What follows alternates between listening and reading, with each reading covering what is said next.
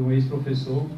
Queria agradecer ao convite feito ao IBARI, ao Instituto de Direitos Humanos da International Bar Association, para estar trazendo o tema do Protocolo de Istambul no dia de hoje para o Estado do Ceará, especificamente no espaço da Escola Superior de Magistratura do Estado do Ceará, e também colocar à nossa disposição, iniciar essa conversa, colocando o IBARI à disposição para construir parcerias aqui a nível do Estado do Ceará, na temática de prevenção e combate à tortura, com um enfoque específico do Protocolo de Istambul, que é o nosso objetivo, nossa finalidade da nossa fala de hoje.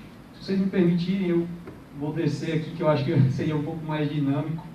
Me deram bastante tempo de fala, então eu acho que será menos cansativo se a gente estiver mais próximo. Nós vamos trazer hoje alguns temas que são oriundos de uma experiência do IBARI de capacitação de mais de 200 profissionais em todo o Brasil, de 22 estados da federação, essas capacitações feitas ao longo de 2 anos, desde 2017 e 2018. Com isso, nós trouxemos a temática das diretrizes internacionais para a documentação e investigação de tortura, mas também identificamos pontos de preocupação no Brasil, elementos na realidade brasileira que não correspondem às diretrizes internacionais e que podem ser melhoradas, aprimoradas, aperfeiçoadas. Então, a nossa conversa hoje ela tem um caráter de introdução ao protocolo. Normalmente, nós desenvolvemos capacitações do protocolo propriamente ditas ao longo de 2 dias intensos, com mais de várias horas de discussão, normalmente dividindo salas entre juízes, promotores, defensores públicos, advogados, de um lado e de outro lado, médicos legistas, psicólogos forenses e profissões associadas à medicina legal. Então, sem mais delongas, vamos ver se eu acerto. Assim mesmo? Você está... Vou ligar. Eu fiz alguma coisa. Segura aqui.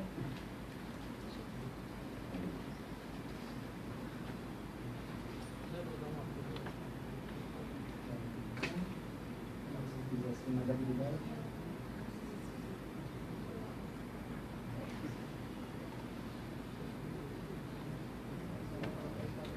De toda forma, a apresentação de hoje vem nesse tom, num tom introdutório, que vem discutir a tortura no Brasil e algumas preocupações, que nós dividimos em 5 preocupações centrais sobre a implementação do Protocolo de Istambul no Brasil. Ou seja, o que é que nós observamos que são entraves para a aplicação de exames de corpo de delitos no contexto brasileiro, conforme as diretrizes internacionais.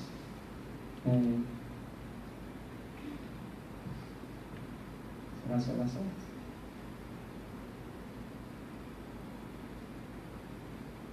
Se talvez alguém puder passar no próprio computador, talvez não dá para função.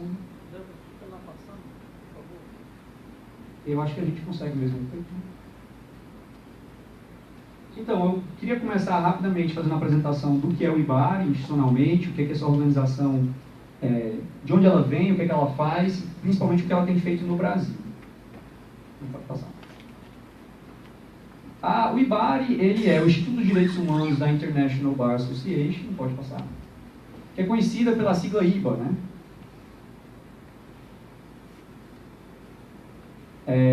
A IBA é uma organização que reúne as ordens de advogados de todos os países do mundo.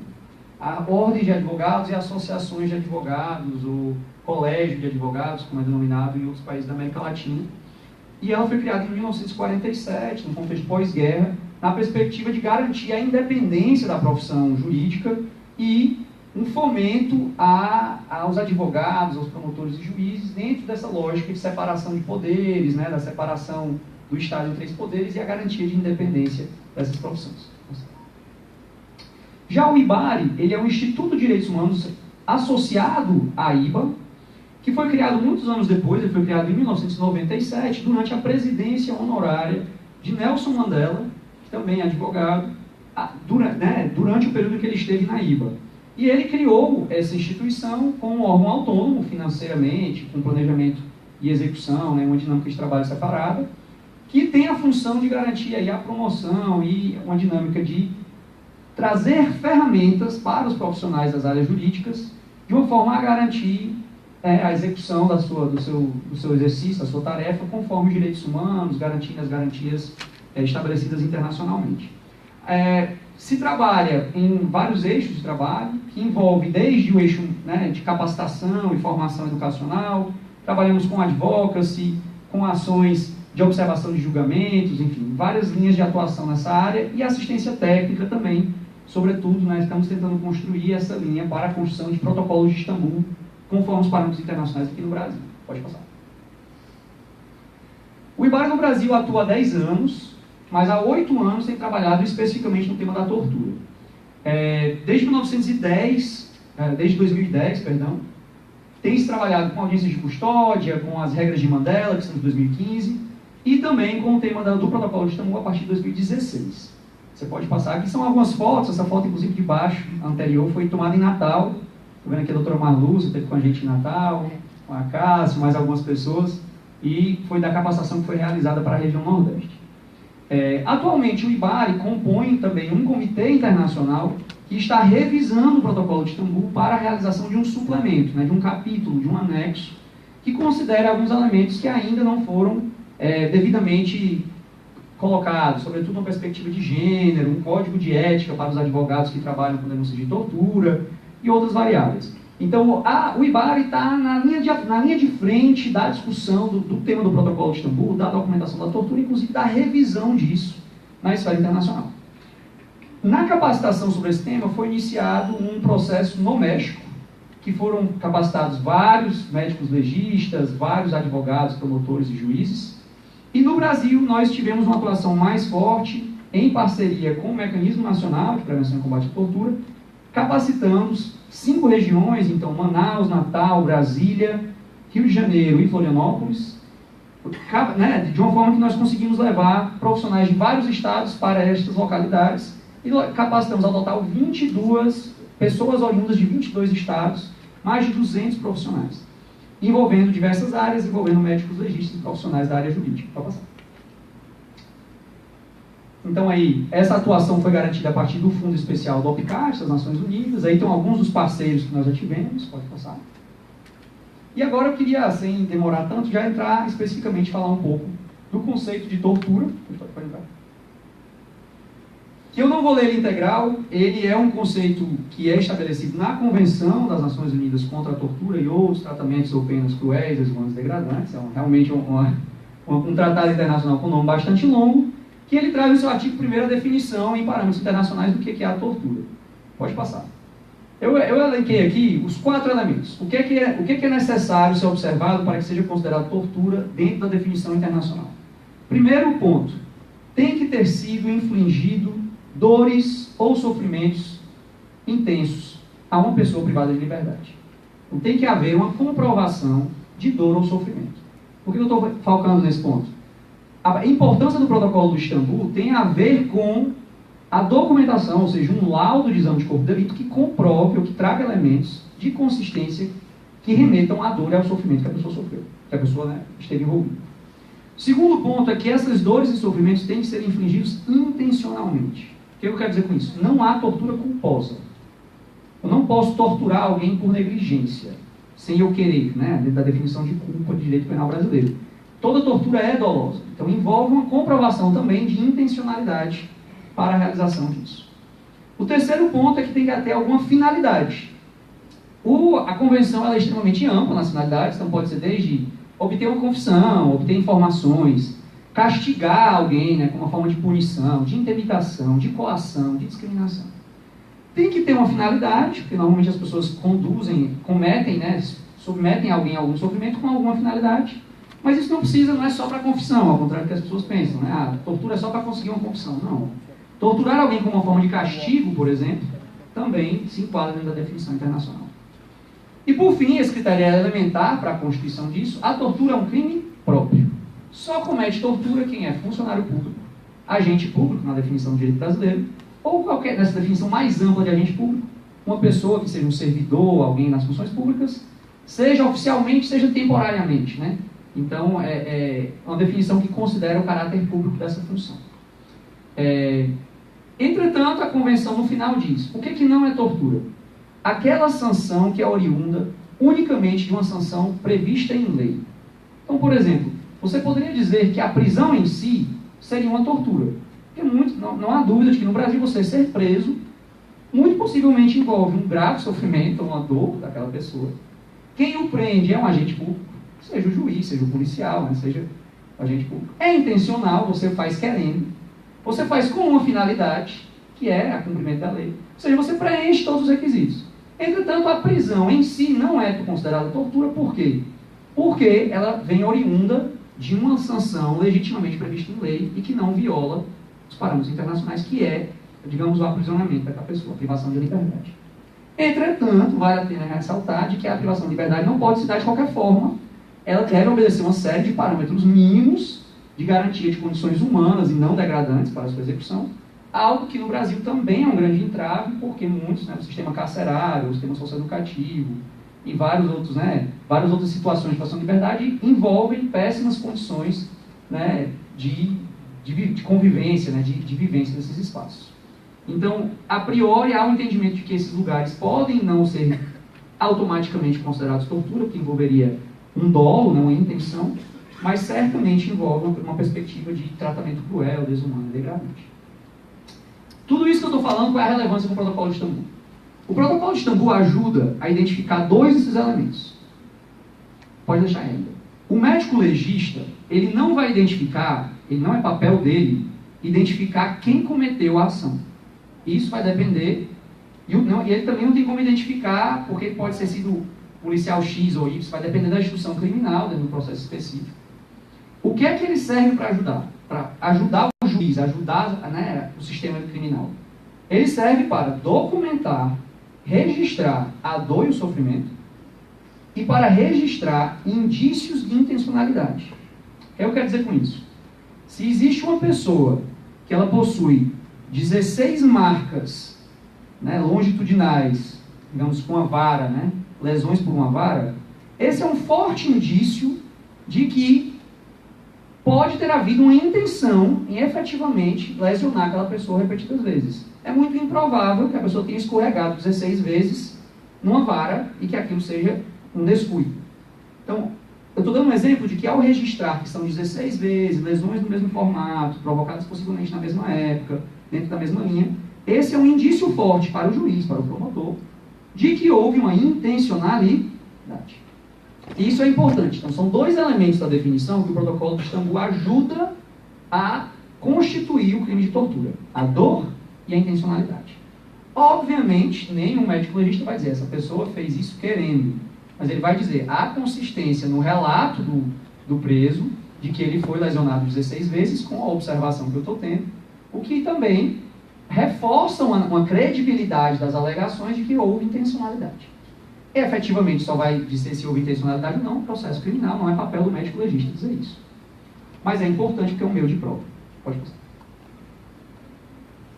Depois, eu queria já entrar especificamente no protocolo, pode passar. Tem muito texto aí, então também não vou ler, mas o que é importante? O que é o protocolo? O protocolo é um manual das Nações Unidas para a investigação e documentação de tortura e outros tratamentos cruéis, desumnos e degradantes. Então, o que ele diz? Ele é um guia de como deve ser investigada a tortura e como deve ser documentada as dores e os elementos que a gente colocou. Então, ele tanto serve para médicos legistas como serve para todas as profissões jurídicas. É por essa razão que nas capacitações do IBARI nós buscamos dividir duas salas. Então, há uma sala com os profissionais da medicina legal e uma sala com profissionais juristas. Em alguns momentos nós mesclamos, fazemos um salão em que há temas de convergência em que ambos têm como contribuir, como aprender um com o outro. Pode passar. E o que é o protocolo? Eu trouxe até uma cópia aqui, mas eu sei que o Acaso também tem umas cópias impressas. O protocolo ele é um documento, essa é a tradução oficial reconhecida pelas Nações Unidas, é em português de Portugal, mas é reconhecido oficialmente com uma tradução em português. Ele tem mais de 100 páginas na tradução em português de Portugal, e ele traz 6 capítulos e 4 anexos. Quem são esses 6 capítulos? eu não vou, obviamente, né, o teor dessa conversa é uma introdução, é um primeiro contato com esse tema, mas eu queria dar uma ideia para vocês da estrutura do que o Protocolo de Istambul estabelece. O primeiro capítulo fala de normas internacionais, que a gente já falou, da definição, do que é, etc. O segundo capítulo fala sobre os códigos éticos para os médicos. Sobre esse ponto eu vou falar, a gente vai ter um slide sobre isso, que é muito importante, pouquíssimo debatido no Brasil. Qual é o papel ético de um médico legista frente a uma pessoa que é torturada, que chega no IML. O terceiro capítulo é sobre os parâmetros mínimos de investigação da tortura. Por exemplo, um dos parâmetros mínimos é que o órgão deve ter autonomia e independência para a condução das investigações. No Brasil, nós podemos entender isso facilmente como, por exemplo, o Ministério Público, que inclusive tem uma função constitucional de controle externo da atividade policial, exerce isso também sobre o sistema carcerário, etc. Entretanto, no Brasil, a gente observa alguns entraves em relação a isso. O protocolo fala que devem haver comissões especiais de investigação. O que o protocolo quer dizer? Não é a investigação da tortura não deve ser mais um item em uma longa lista de atribuições profissionais daquele funcionário, daquele investigador ou do promotor de justiça. Deve haver comissões especializadas, ou seja, a especialização na tortura é importante para a sua investigação. Por quê? Porque a tortura normalmente é cometida contra pessoas privadas de liberdade, que normalmente não têm a prioridade nas investigações, né, na persecução penal, de crimes cometidos contra elas, e sim muitas vezes o inverso, né, os crimes que elas cometem têm prioridade. E logo, se alguém tem uma ampla atribuição, você tem 30 tipos diferentes de infração penal para investigar e perseguir, a tortura tende a não ser a prioridade. Logo, a especialização é bastante interessante. Eu vou fazer um parêntese sobre isso. No Brasil, nós não temos uma experiência consolidada de estabelecimento, seja de núcleos especializados do MP, seja de promotorias, né, com um titular promotor especializado na investigação de tortura. A única experiência que nós tivemos acesso é no Distrito Federal, o TJDFT estabelece uma promotoria para a investigação de crimes cometidos pela polícia e dentro do sistema prisional. Entretanto, esse promotor não possui as garantias de inamovibilidade, as demais. É um cargo de atribuição discricionária do PGJ. Então, também não garante uma plena dinâmica de autonomia. Também a investigação de tortura reconhecemos que causa bastante incômodo nas estruturas estatais, porque é cometida por agentes públicos. Então, a investigação dos agentes públicos pelo próprio Estado incomoda e, muitas vezes, talvez a eficiência de um promotor, nesse caso, pode causar, eventualmente, uma transferência, algum tipo de dinâmica que prejudique a sua imparcialidade, a sua independência no exercício daquela função. Esse é um ponto importante. O capítulo 4, ele fala de condições gerais para entrevistas. Então, essas entrevistas, esse capítulo 4, merece ser lido por todos nós, porque ele envolve desde o advogado do preso que vai vê-lo na prisão e escuta uma alegação de tortura, ao promotor ou ao magistrado que realiza as suas inspeções periódicas nos locais de privação de liberdade, ao próprio médico legista que vai ouvir a alegação de tortura no momento de registrar no seu laudo. É muito importante considerar esses elementos das entrevistas, que envolvem desde perguntas abertas, não coercitivas, uma dinâmica não intimidatória, etc., etc., e que também alertam para formas de triangular a informação que é dada. Vou dar um exemplo.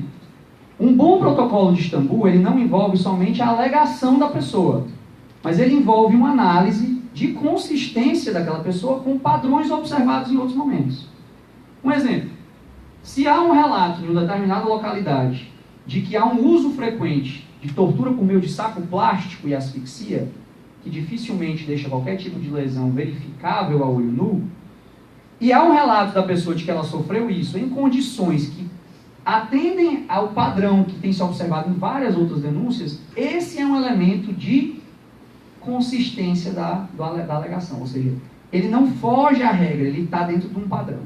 Então, a observação de padrões, né, e por isso ter uma compreensão de quais são os métodos, quais são as formas de violência que são utilizadas contra as pessoas privadas de liberdade, é importante para dar mais consistência e credibilidade ao seu protocolo de Istambul.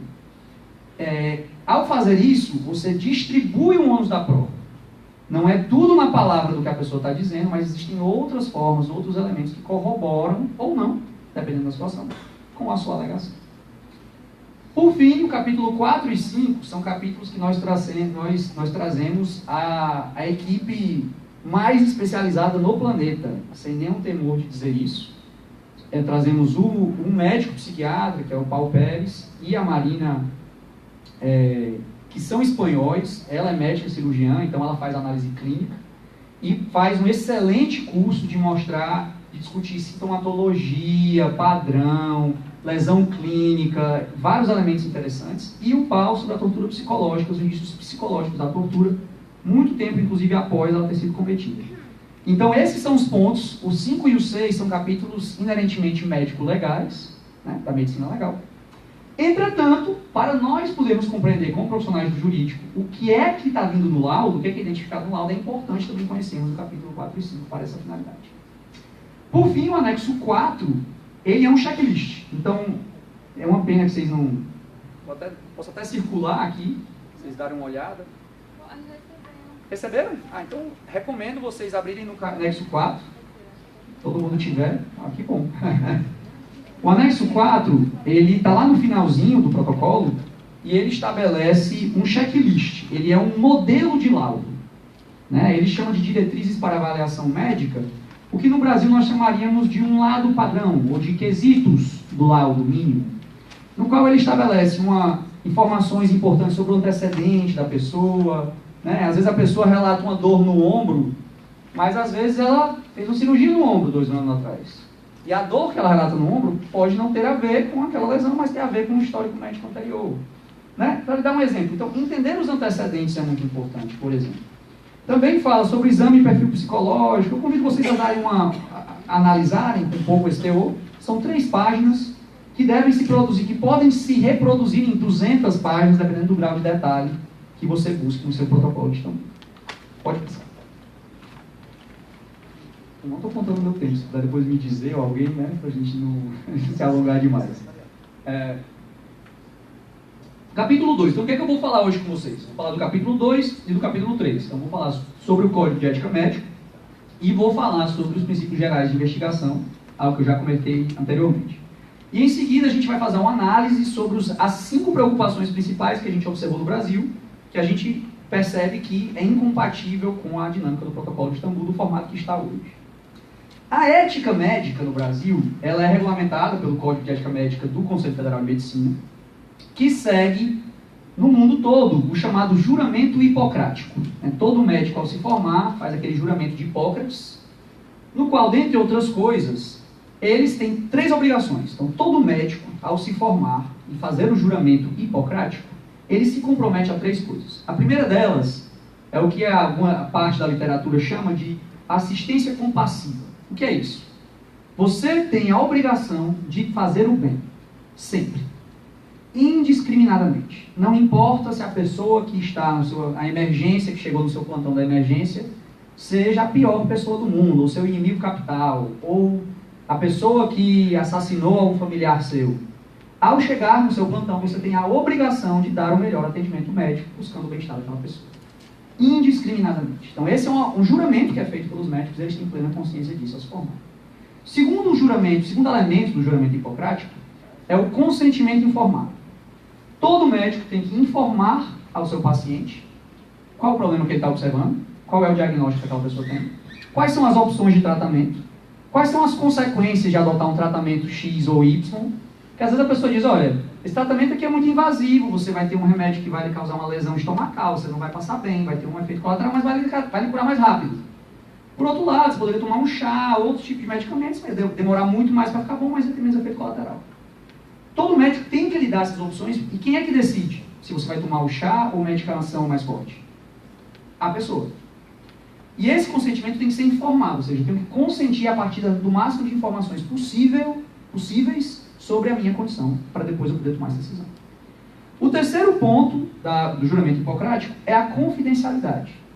Tudo que é dito a um médico vai ser registrado no seu prontuário ou nos registros médicos cabíveis, e em nenhuma hipótese isso pode ser divulgado. Isso não tem acesso, isso é algo que está garantido na nossa legislação pelo sigilo profissional, etc, etc.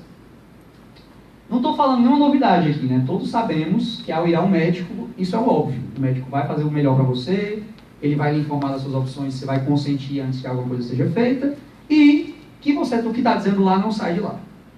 Qual é o problema disso em relação à medicina legal? Qual é o problema disso em relação ao IML? Isso se aplica ao IML? Não. Por quê? Porque o que você fala para um médico legista, ele vai colocar no laudo. E o laudo é público ou privado? O laudo é público, porque ele vai instruir possivelmente uma ação penal que tramita publicamente. Obviamente há algumas exceções, se for uma criança, se houver um crime sexual, tem algumas limitações, mas via de regra, e sobretudo para a tortura, vai ser público. Segundo ponto, o consentimento é informado? Alguém aqui que trabalha com IML ou tem essa vivência, sabe se o médico legista, antes de começar o exame ou de fazer qualquer pergunta, explica para a pessoa de que tudo que ela disser ali vai ser público e que ela não está coberta pela confidencialidade do juramento hipocrático? Nós percebemos que no Brasil isso é extremamente raro. Esse tipo de preâmbulo, de relato dessa garantia é extremamente raro. E um terceiro problema é em relação à assistência compassiva. O médico legista não é um médico regular, ordinário. Ele não é um médico que vai lhe prescrever medicação. Ele não é um médico que vai lhe pedir exame. Ele não é um médico que você volta 15 ou 20 dias depois para um retorno. Não é função dele lhe dar assistência compassiva. Qual é a função do médico legista? Produzir prova. Ele é um instrumento de produção de prova. Ele deve buscar, obviamente, ter a abordagem, a entrevista mais amigável, mais humana, mais empática possível, porque como seres humanos essa é a conduta mais adequada. Mas ele tem o que a gente chama de uma flexibilização do juramento hipocrático. Queria ressaltar esse ponto, porque isso é uma garantia que pode ou não ser uma violação da ética médica. Percebem? Por exemplo, não informar a pessoa de que ela não está coberta pela confidencialidade é uma falha ética séria. Né? Você já pensou, você ir no médico e a pessoa depois divulgar os seus exames, a sua intimidade médica publicamente? Porque é o que acontece com qualquer pessoa que vai para o IML e relata. Esse, inclusive, tem que ser um critério para saber se as pessoas podem... O que as pessoas podem dizer? Né? Isso é muito importante, a gente percebe por vários relatos durante essas capacitações aqui no Brasil, de que muitos médicos relatam de que chega uma pessoa, às vezes, com o olho roxo e diz que caiu da escada. Algo que não tem nenhuma consistência, o relato, com a lesão observada. Né? Dificilmente a escada tem um formato daquela forma que possa produzir aquele tipo de lesão. Mas é o que a pessoa está relatando. E às vezes, isso se acontece porque às vezes a pessoa, o agente público agressor está dentro da sala. Então a pessoa não vai dizer naquela circunstância, existem outros procedimentos que também não garantem esse consentimento. De toda forma, eu queria só dar um alerta para esse ponto, de que ele deve ser um elemento, sobretudo aqui, acho que a maior parte do público é jurídico, né? Se alguém engano. Tem algum médico legista aqui? Médico não legista. Mas eu acho que isso é importante para a gente trazer para o debate público, né? A gente trazer, evidenciar isso, colocar em evidência, em foco, para a gente poder tanto ajudar no monitoramento das ações do IML, no acompanhamento de casos, como os médicos também se alertarem para não estarem cometendo nenhuma infração ética. Pode passar. Eu já vou entrando um pouco mais nas salvaguardas que devem existir para a realização do exame médico legal.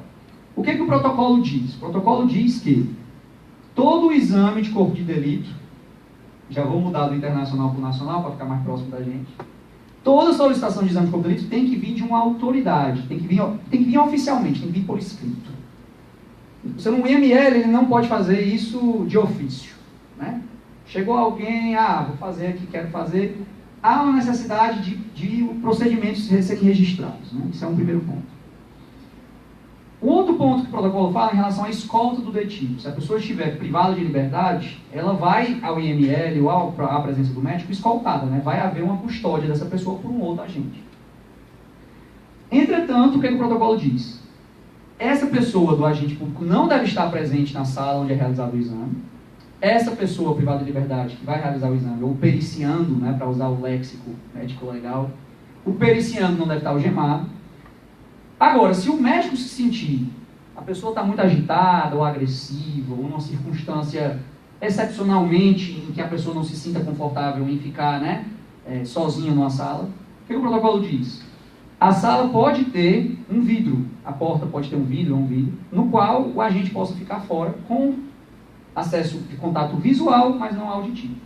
Ele não deve ouvir o que você está dizendo, mas se houver algum tipo de situação mais complicada lá dentro, ele possa rapidamente, né, entrar e salvaguardar a integridade de todos os envolvidos. Além disso, o protocolo diz, é garantido a presença do advogado durante o exame.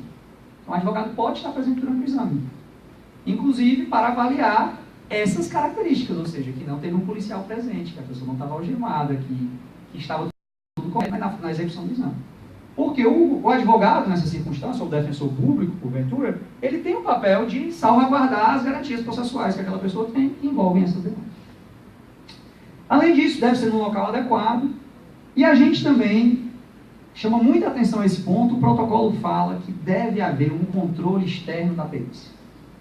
O protocolo, nessa tradução para o português de Portugal, ele fala das associações médicas. Então, por exemplo, os Conselhos Regionais de Medicina, o CREMEC, aqui no Ceará, que a gente chama, ele deve fiscalizar o médico legista também. Algo que a gente observa que acontece muito pouco.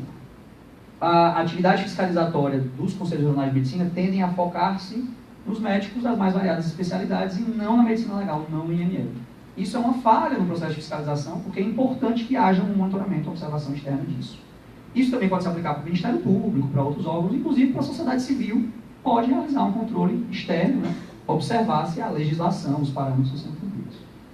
Além disso, ele fala que quando a pessoa te relatar tortura, o IML, o espaço do IML deve estar equipado para encaminhar ou adotar medidas de proteção à pessoa que seja ameaçada.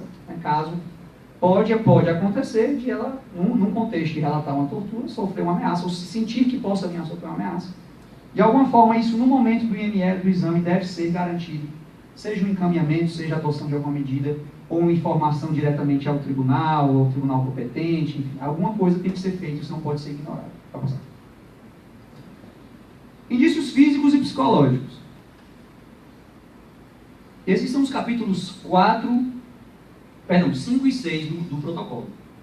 Eu não vou entrar, como eu disse, de novo, aqui é um processo introdutório, a gente está, né, trazendo alguns pontos para, digamos assim, iniciar, né, dar uma ignição na curiosidade, né, no debate, né, da gente poder aprofundar nesse tema.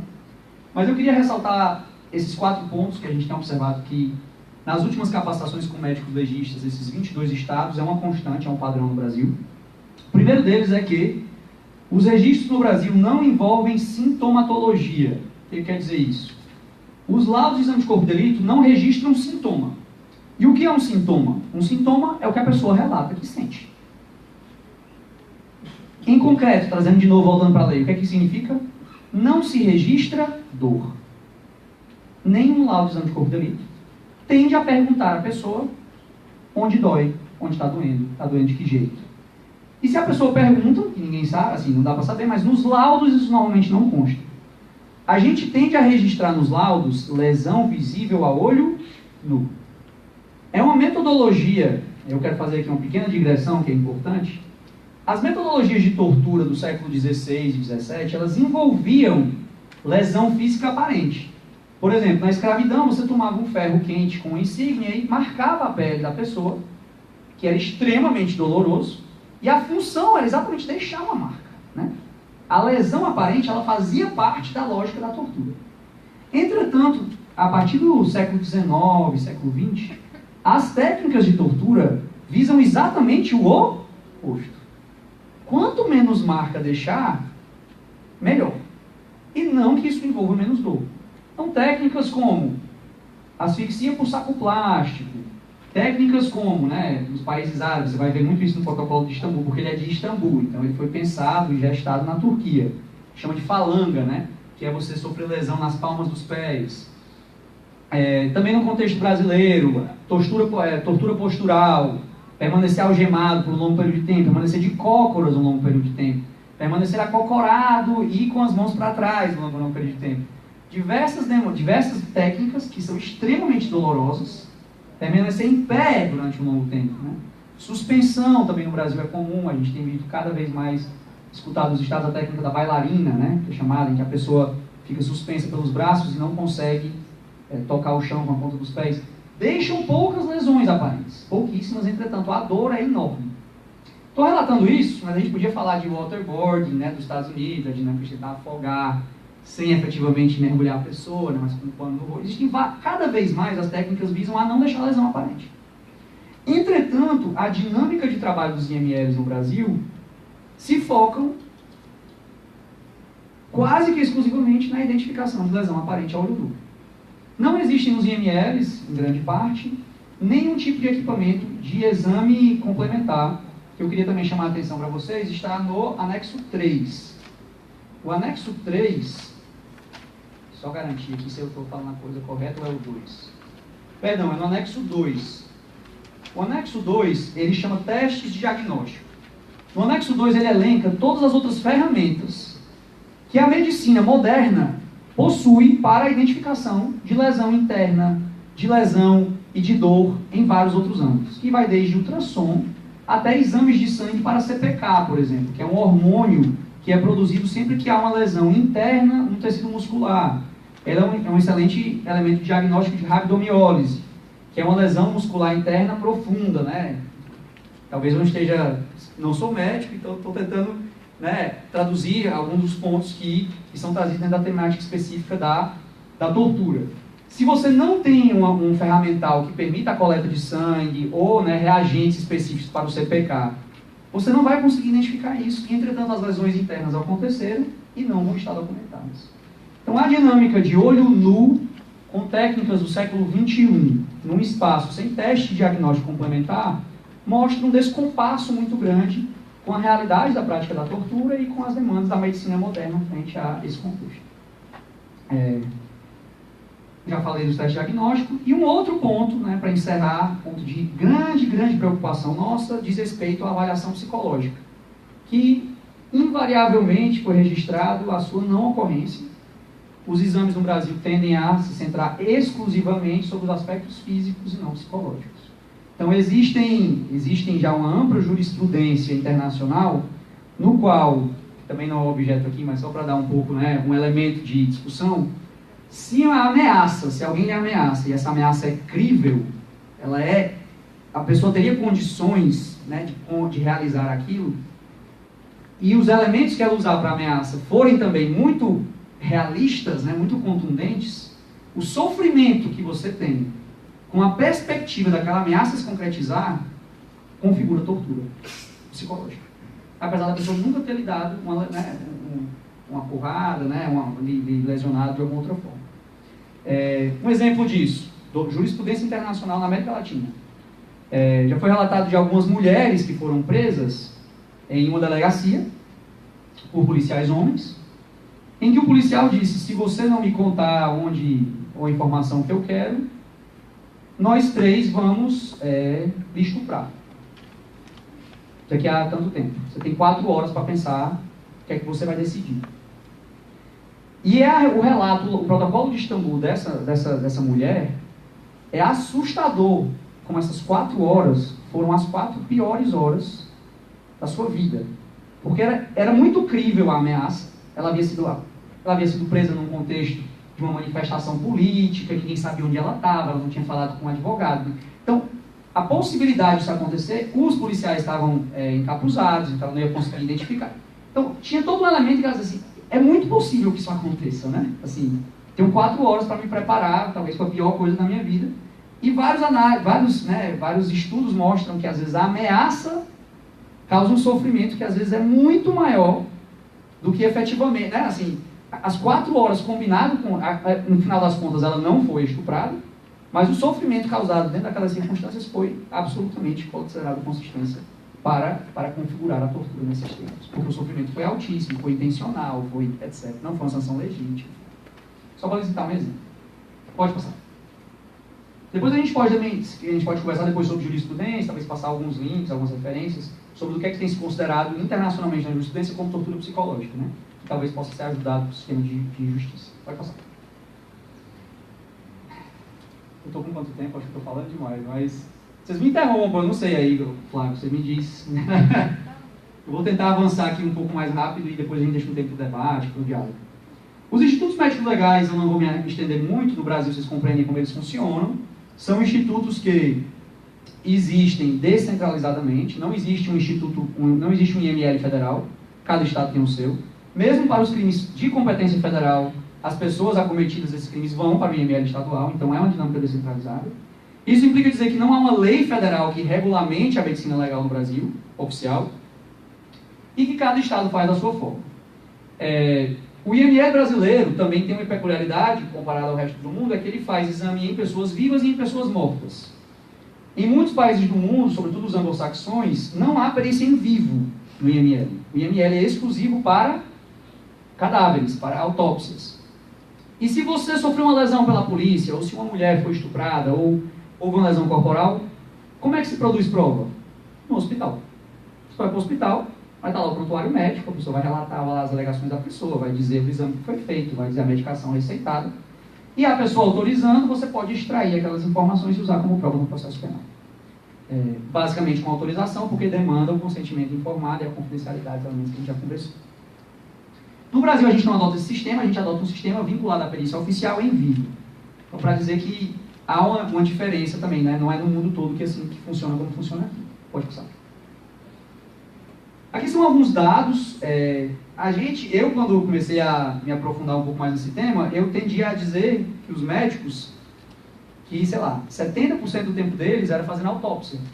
Que na minha cabeça, eu acho que se eu fosse um médico legista, a coisa mais interessante era fazer uma autópsia, porque você não tem pressa, né? Assim, a pessoa não vai para nenhum lugar, você vai poder olhar detalhadamente, né? Ver o que é que aconteceu, identificar as lesões, documentar. Eu acho que se eu estudar, né? Se você estuda e se aprofunda nesse tema, acho que fazer uma autópsia deve ser uma experiência, assim, deve ser a graça do seu dia, né? E, entretanto, quando a gente vai olhar os dados, o dia do médico legista não é fazendo autópsia, é fazendo exame de corpo de delito. Em alguns estados, chega a 80% de todos os exames periciais serem em vivos. Então, o dia a dia, o grosso da atividade pericial no Brasil é exame de corpo de delito em pessoas vivas.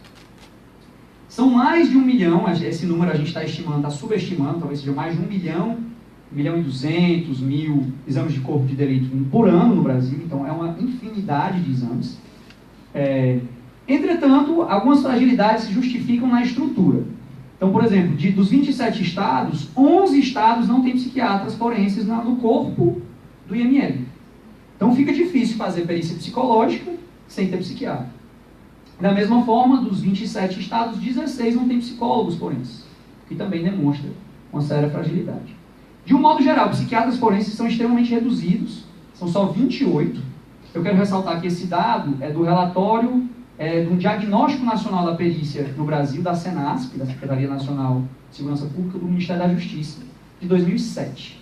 Então, tudo que eu estou falando, infelizmente, tem 10 anos de atraso dos dados. Entretanto, foi o último levantamento feito, então a gente não tem outra base de dados a recorrer. Mas, a partir dessa avaliação que a gente tem feito nos estados, a gente percebe que o cenário não mudou.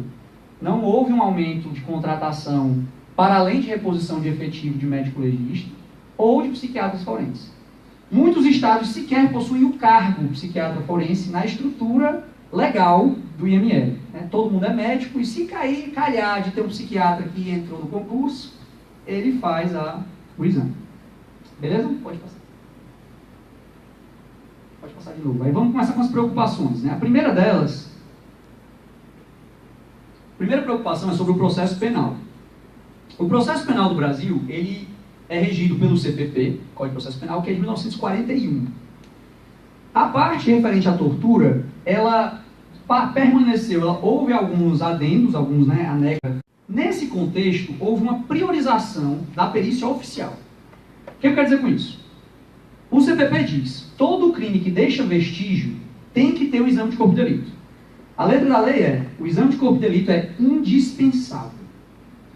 E no parágrafo seguinte ele diz, só quem pode fazer o exame de corpo de delito é o perito oficial. Por que o novo termo no CPP é perito oficial e não médico legista? Porque na época nem existia IML. Os primeiros IMLs no formato atual surgem em 1950. E o código é anterior a isso. Então, a anterior de uma dinâmica de estruturação da medicina legal como um instituto, como uma organização, né, estabelecida. Então, o Dinâmica Brasileira diz o quê? Só quem pode fazer é o perito oficial. E quem é o perito oficial? É o médico legista, concursado do IML. Tem uma exceção que ele diz, se não houver médico legista, excepcionalmente, você pode fazer a perícia com 2 profissionais habilitados, que façam juramento e tal. A jurisprudência brasileira tem entendido que você só pode substituir o perito oficial se for, por exemplo, uma comarca muito distante, numa situação em que não haja nenhum médico legista. Excepcionalmente, você pega 2 médicos, 2 pessoas que poderiam fazer aquele exame. Via de regra, por exemplo, cidade como Fortaleza, ou região metropolitana, ou os grandes centros, se acontecer qualquer crime que deixe vestígio, você tem que ir para onde? Para o IML. Então não tem como fugir do IML na dinâmica processual penal brasileira. Pode passar. Qual o problema disso? O problema disso é que as Nações Unidas, o relator especial das Nações Unidas sobre tortura, Manfred Novak, faz muito tempo, em 2007, um pouco mais de 10 anos, elaborou o primeiro relatório que estabeleceu parâmetros mínimos sobre a perícia no crime de tortura. E uma das recomendações expressas dele é: os serviços médico-forenses públicos não devem ter um monopólio da produção de prova em matéria penal. O Brasil, portanto, está em franco desacordo com esse parâmetro internacional. Pode passar. Pode passar aqui. Segunda preocupação é em relação aos legitimados, ao acesso. Como é que eu consigo ter acesso ao IML? Então vamos tomar o seguinte entendimento. Eu só consigo produzir prova em processo penal se o médico legista assinar um laudo. Então, como é que eu faço para ter acesso ao médico legista do IML? Nós temos um sistema de acesso bastante fechado também. No Brasil, só tem acesso ao laudo se você tiver uma guia, esse é o termo que a gente usa, né? Uma guia de corpo de delito. E quem é que emite a guia, né? A terminologia que a gente usa no dia a dia é essa. Emite a guia o delegado, emite a guia o juiz ou o promotor. Essa é a via de regra. Defensor público pode emitir guia? Via de regra, não. Um advogado de uma parte que vê que o seu cliente, por exemplo, está alegando uma alegação de tortura, ele pode emitir uma guia e levar o cliente dele para o IML? Não. Tem que estar vinculado a uma autoridade investigativa. Há uma exceção na legislação brasileira, que ninguém prestou atenção, não sei como é que isso entrou, eu queria estudar a origem dessas leis, que são os mecanismos preventivos à tortura. Então, fora as autoridades investigativas que eu mencionei, judiciais, o Mecanismo Nacional de Prevenção e Combate à Tortura e o Mecanismo Estadual do Rio de Janeiro possuem a atribuição legal de requisitar exames ao IML. Entretanto, os mecanismos são bastante novos, essa é uma competência extremamente pouco explorada e não se tem utilizado, mas é a primeira brecha de abertura no sistema brasileiro para que autoridades não investigativas possam ter acesso ao exame do IML. Como fazer, o que fazer com isso, de que forma manejar, ainda são cenas de futuros capítulos que ainda não vislumbramos, ainda não vimos como se desenvolverá. Só para ressaltar, o nosso acesso ele é tão restrito que, inclusive, os conselhos regionais de medicina editaram vários entendimentos que proíbem um médico regular de fazer exame de corpo de delito. É proibido, se eu for um médico que não sou legista, fazer um exame de corpo de delito, relatar as lesões, a consistência, tirar foto, etc. E esse meu exame, esse meu atestado, ser usado como prova no processo penal. Os prontuários médicos, eles são considerados pela jurisprudência como provas auxiliares, provas complementares, de um modo geral como provas de segundo nível. A prova por excelência no Brasil é o exame do IML. Então esse é um ponto que também preocupa muito, porque o acesso é restrito, e mesmo os médicos que não são proibidos de fazer. Então o sistema do Brasil ele é muito, muito, muito fechado. Pode passar. E aqui, de novo, o relatório do relator especial é categórico. O acesso à perícia forense não deve estar sujeito à autorização prévia por uma autoridade investigativa. Então, de novo, o Brasil não se conforma aos parâmetros internacionais. Pode passar. Estou na terceira preocupação. Estou só mais 2 e a gente encerra. Vamos lá. Pode passar. Uma outra preocupação nossa em relação aos procedimentos durante o exame de corpo de delito. Já falei isso um pouco rapidamente, mas aqui só para pontuar. Os exames no Brasil tendem a ser muito rápidos. Para lhes dar um exemplo, no Rio Grande do Norte, o Mecanismo Nacional registrou que os exames tinham uma média de 3 minutos. Um tempo, assim, inegavelmente curto para identificar qualquer tipo de lesão, ou fazer qualquer análise de consistência, ou para, enfim, até criar uma empatia, né? Vou lhes dar um outro exemplo. Eu tive a oportunidade nós tivemos a oportunidade de fazer uma visita ao DIPO, Departamento de Inquéritos Policiais do TJ de São Paulo, né, lá no Fórum da Barra Funda, que é onde todas as audiências de custódia da capital de São Paulo acontecem. E lá eles fizeram dentro do fórum uma sala, né, um setor do IML, onde há 2 salas para exame de corpo de delito. E foi muito curioso, porque eu, pelo menos, tenho um olhar um pouco mais especializado de inspeção, de análise de locais de situação de liberdade, e ao entrar na sala, foi muito interessante, que havia um birô e uma cadeira virada para a parede, um birô, você entrava aqui, estava ali o birô e a cadeira, e tinha um armário. E aí a pessoa disse, aqui é a sala do exame de corpo de delito. Só com essa visualização, o que é possível já identificar? Eu perguntei assim, está faltando algum móvel? Ou está tendo mudança? É só isso mesmo? Mas não, é assim, é sempre assim, tá, ninguém mudou nada. Percebam, não tinha uma cadeira para o preso sentar. Como é que você vai relatar que você foi torturado? Você não tem uma cadeira, assim, realisticamente é um pouco improvável de que haja um espaço minimamente propício para a pessoa contar se não tem uma cadeira para sentar. Esse espaço também não tinha uma maca, onde a pessoa pudesse deitar, fazer um exame físico completo, ver lesão abdominal, do abdominal, coisas que são mais adequadamente feitas deitado do que em pé. Né? Então, entrar neste espaço, você não precisava... A única coisa que eu precisei perguntar foi, está faltando alguma coisa, isso aqui é excepcional, mas eu vi que as 2 salas eram iguais e confirmado pelos funcionários que não tinha. Objetivamente, o que você já retira daí? O exame é rápido, o exame não é completo, e não há condições físicas de fazer, porque você não vai pedir para um preso deitar no chão para fazer o exame abdominal. Assim, né? É improvável imaginar que isso seja a rotina. Né? Um médico acocorado é uma coisa que não faria sentido. Então, é importante analisar os parâmetros arquitetônicos, a disposição de como a coisa funciona, para você já avaliar diretamente como é que a dinâmica pode se dar. Inclusive para triangular, né? Então, como é que você faz um exame de 15 minutos com a pessoa, 15 minutos a pessoa fica em pé? É isso mesmo, né? Pode ser que aconteça, mas é importante para você ter esses elementos estruturais de análise.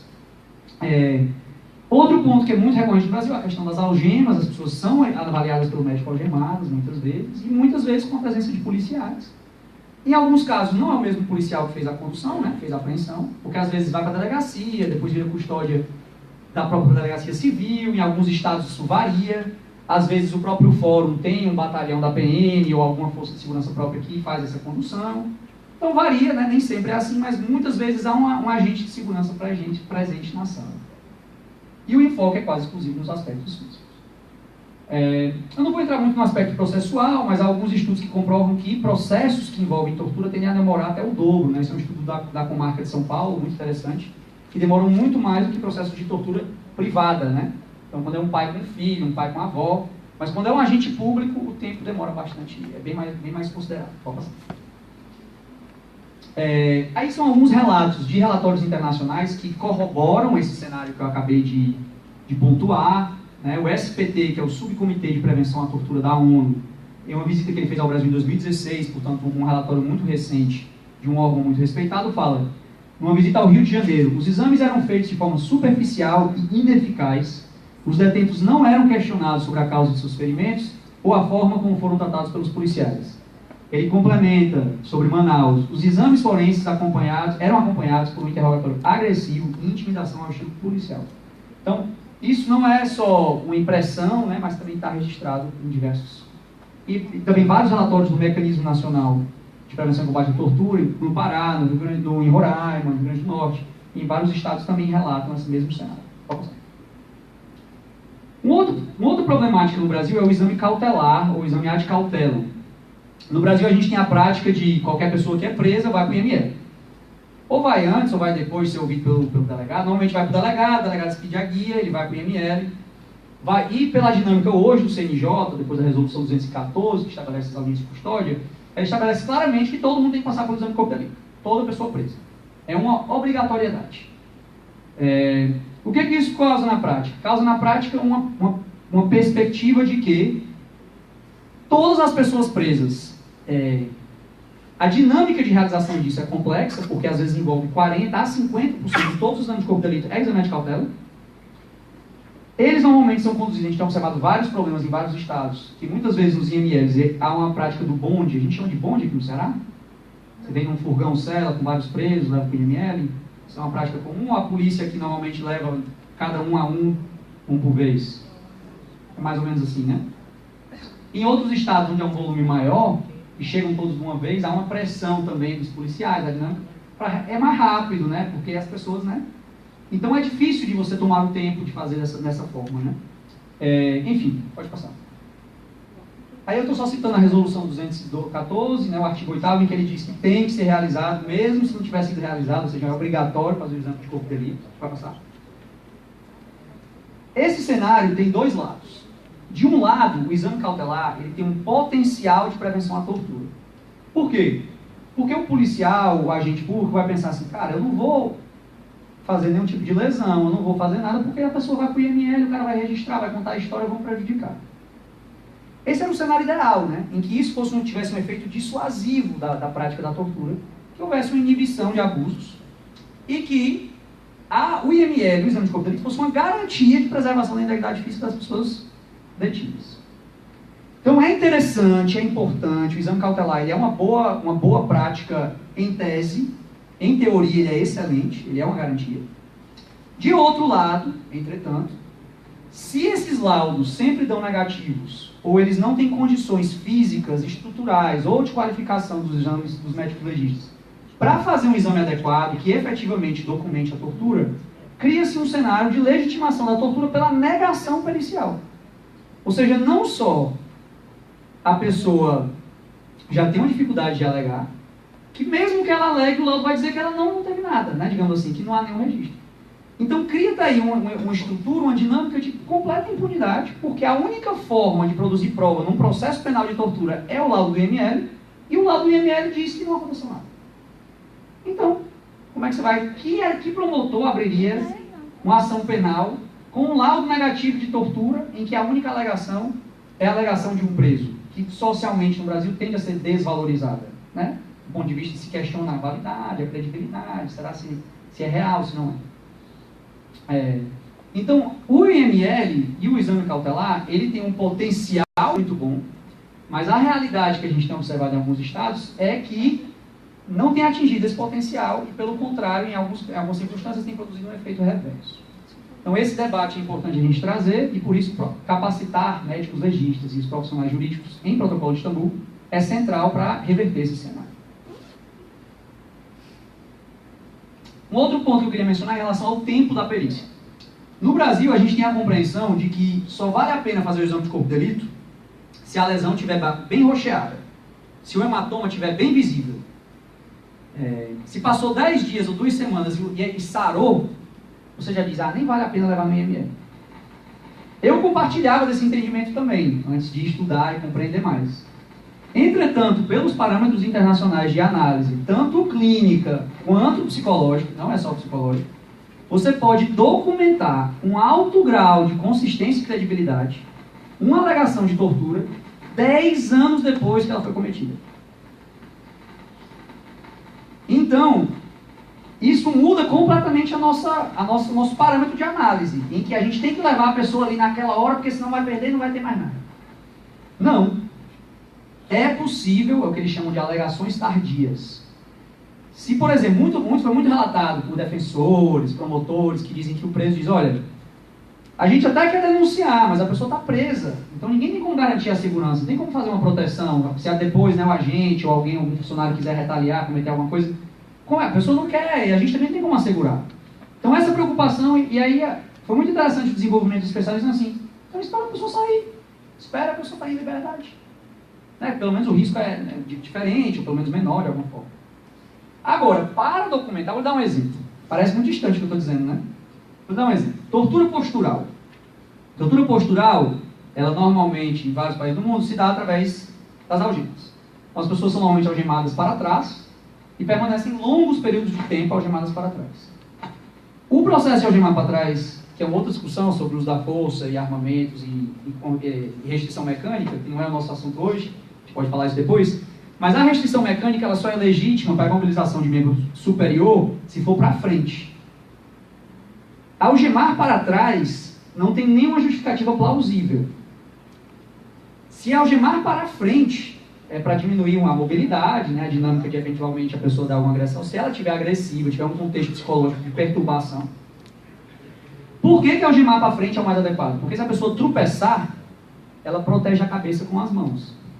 Se ela está algemada para trás e ela tropeça, há vários relatos de traumatismo craniano, inclusive de mortes, porque a pessoa não tem como apoiar e proteger a cabeça.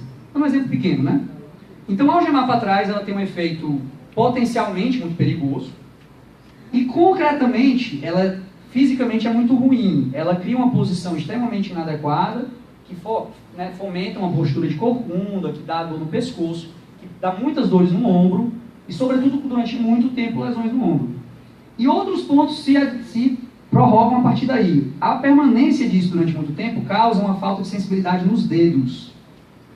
Então é muito comum, percebam, o relato sintomatológico, ou seja, o sintoma da pessoa é formigamento nos dedos e dor no ombro.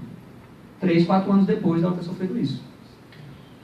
E quando você junta isso com antecedente médico, que a pessoa não teve uma cirurgia no ombro, ela não teve nenhum relato de queda, não há nos registros médicos dela nada que corrobore uma outra fonte para essa dor. Esses são elementos clínicos, dor. Não é nada psicológico, não é um trauma, não é os sonhos, não é o medo que ela tem de... Não, é clínico. Você consegue comprovar muitos anos depois. É um exemplo, né? E isso com literatura que comprova, né, literatura científica que comprova que pessoas com esse perfil de tortura, né, sistematicamente apresentam esses sintomas. Então há uma literatura médica que corrobora aquele sintoma com aquela fonte, aquela origem, né, do relato da tortura. Não sei se eu me fiz claro. Mas para dizer que toda hora é hora de fazer protocolo de Istambul, mas que para isso a gente também precisa reforçar uma habilitação, uma capacitação, uma reflexão crítica dos profissionais médicos e também do sistema jurídico para fomentar isso. E tem gente que diz, já falaram, a gente não adianta pedir, porque o médico não vai saber fazer. Aí o médico diz, nunca me pediram. Então, para que eu vou, né? Então é um ciclo que nós buscamos romper. O sistema de justiça tem que pedir, tem que quesitar, a gente vai discutir já que a hesitação é um ponto central. Eu sou perito fora do Brasil, já me chamaram para relatar, já em cortes internacionais como perito de parte, coisa que no Brasil é proibido, para você relatar como funciona aqui no Brasil, e as pessoas me fazem perguntas, fazem 37 perguntas. E eu vou tentando responder, e faço um relatório, depois sou inquirido perante o tribunal, etc., sobre as perguntas, são os quesitos. E quanto mais quesito você recebe, mais você consegue dar a informação que é necessária. Então, quesitar é uma habilidade que todo profissional do sistema de justiça deve desenvolver, porque ele vai ajudar na produção de... Então, isso é muito importante. Pode passar. Os padrões internacionais não cumprem com o que o Brasil já falou, deve não ter presença policial, a duração deve ser adequada, não vou me alongar, pode passar. Vamos agora para a quarta preocupação, e eu já vou encerrando. Vamos para o segundo copo d'água. Tá.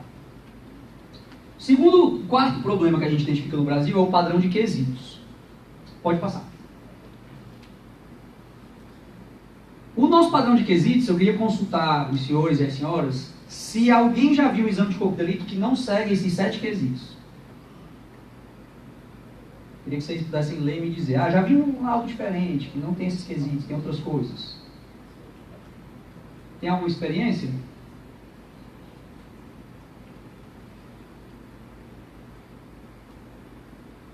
Se alguém tiver, por favor, me levanta a mão, porque senão eu vou tomar que não. Posso dizer então que não, que ninguém nunca viu nenhum laudo sem ter esses quesitos? É sempre isso? Foi? Não, nunca vi. Então, esse relato, né, essa informação aqui informal, corrobora o que a gente tem visto em 22 estados em todo o Brasil, de que os quesitos são esses. Eu não vou me ater sobre os demais, eu vou me ater sobre o quesito 3, que está em todo o padrão, todo o laudo do IML, ele tem isso preenchido e às vezes é um X, né, quando é eletrônico, é um avanço também na facilidade da informação. Qual é o problema do quesito 3? De onde é que vem o quesito 3? O quesito 3 vem do inciso 3º, salvo engano, do artigo 61 do Código Penal. O Código Penal, no seu artigo 61, estabelece a agravante genérica de qualquer crime, não é isso? E aqui ele diz, a ofensa foi produzida com emprego de veneno, fogo, explosivo, tortura ou outro meio insidioso ou cruel. Isso aqui é ipsis literis o inciso do artigo 61 do Código Penal.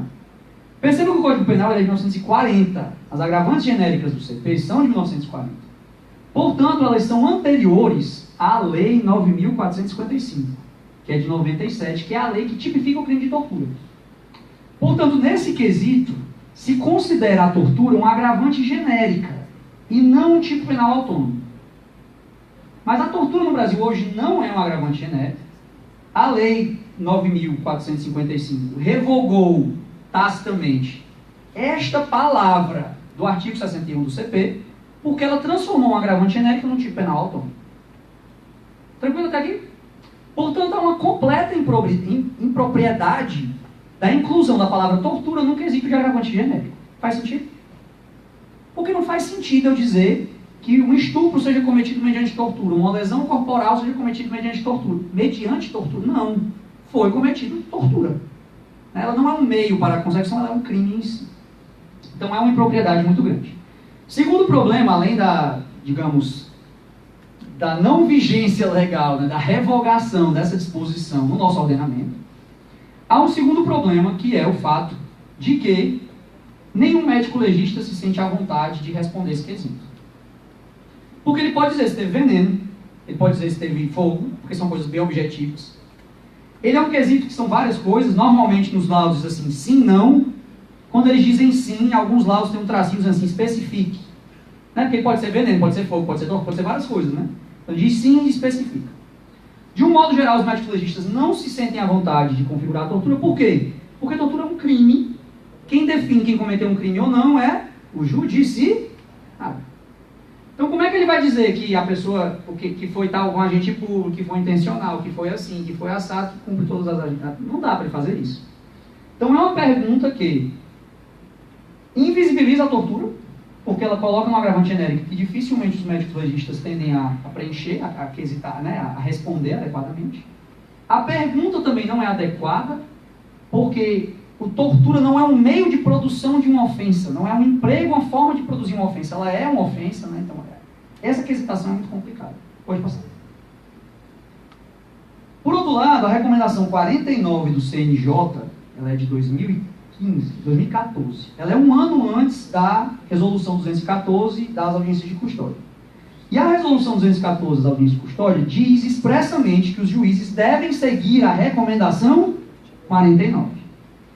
E aí a recomendação, eu queria que vocês tomassem 2 segundinhos para ler, eu queria saber se alguém já viu o exame de corpo de delito, ou alguém já viu alguma guia de exame de corpo de delito quesitada dessa forma, depois de 2015, que é quando passou a ser determinado que isso fosse feito. Alguém? Nunca. 3 anos já, né, que está uma determinação do CNJ para que isso seja feito durante as audiências de custódia. Por outro lado, é isso, né? Há um certo desconhecimento sobre esses quesitos. Então o quesito é, há achados médico-legais que caracterizem a prática de tortura física, tortura psicológica? Qual é o problema que nós observamos? Também, de novo, consultando esses médicos legistas de 22 estados, todos relataram que se sentiam desconfortáveis com a redação da pergunta. Que, no entendimento deles, eles estariam fazendo a mesma coisa do anterior, estariam dizendo se teve tortura ou não. Porque achados médico-legais, eles não interpretam como amenizando, mas sim como determinando. Aí é um debate, nós estamos conversando com vários médicos legistas, tem uma ideia também da gente estar aproximando-se do Congresso Nacional de Medicina Legal que vai ter em novembro, pensando um stand sobre esse tema, talvez até uma mesa, enfim, tentar incidir com formadores de opinião na medicina legal no Brasil, e talvez pensar umas perguntas mais adequadas. Então a gente conseguiu nesses cursos, né, fazer umas etapas assim, mais participativas, e algumas ideias interessantes surgiram, tipo, a consistência entre os relatos da vítima e os achados médico-legais. Então, há consistência, você não está dizendo que é ou que não é, mas está dizendo que é consistente. Olha, o rapaz diz que sofreu um soco no olho assim, assim, eu observo que o olho está roxo, assim, assim, assim. O que ele relata é consistente com isso? É consistente. Agora, a lesão pode ser oriunda de outro lugar, de outra função, pode ser de outra pessoa que deu um murro nele? Pode. Não cabe ao médico legista fazer essa avaliação. Mas o que ele tem que, invariavelmente, se vocês olharem o anexo 4 Eu vou tentar puxar o máximo aqui para não ficar só na elucubração. O anexo 4, no ponto 13, ele diz conclusões e recomendações, não é isso? E ele fala claramente aqui, formule um parecer sobre a concordância de todas as fontes de informação, etc, etc, e diz, cadê meu Deus? Recorde os sintomas e as incapacidades que continuam a resultar. Não, eu queria colocar, era do análise de consistência. Formule um parecer sobre a concordância, na tradução de Portugal não é consistência, é concordância. Sobre a concordância de todas as fontes de informação, resultados dos exames físicos, do exame psicológico, dos antecedentes, das fotografias, dos testes de diagnóstico, das práticas de tortura a nível regional, etc., com as alegações de tortura. Então, a sua conclusão é, há uma concordância, há uma consistência entre o que a pessoa está dizendo, o seu histórico médico, a avaliação psicológica e o relato que ela está me dizendo? Se tem uma consistência, essa tem que ser a sua conclusão. Há consistência. Tá. Então, a dinâmica de muitos laudos de responder inconclusivo, aqui no Ceará é mais assim, inconclusivo, essa terminologia em alguns estados é prejudicado, né? Não está conforme o protocolo. Ou tem consistência ou não tem, mas não é porque, em tese, é porque não corresponde isso com isso ou aquilo com aquilo, conforme o que você está analisando. Tem uma questão, uma capacitação que foi realizada na PECOS, também foi narrado pelos médicos legistas, que eles tinham uma dificuldade, por exemplo, que narraram a dificuldade que os médicos não tinham acesso ao inquérito. Por exemplo, um inquérito pode trazer... É que os médicos legistas narravam que eles não tinham acesso ao inquérito. E o inquérito pode trazer elementos que ajudem nessa comprovação da consistência. Por exemplo, a pessoa narra que foi agredida em determinada situação.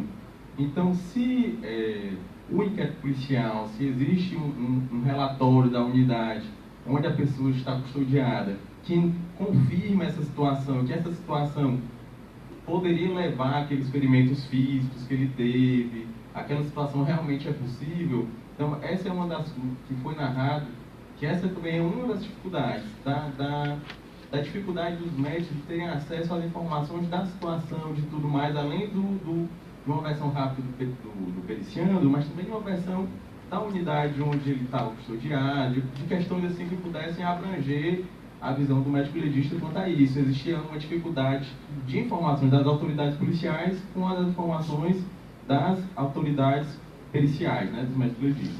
Eu diria que o acesso ao inquérito tem dois lados. Comentar rapidinho, depois a gente pode aprofundar depois. O inquérito tem dois lados. De um lado, há relatos de alguns estados, muito preocupantes, nos parece, em que a primeira pergunta, pelos relatos que foram dados, de muitos médicos legistas, para a pessoa que está sendo periciada, é: qual foi o crime que você cometeu?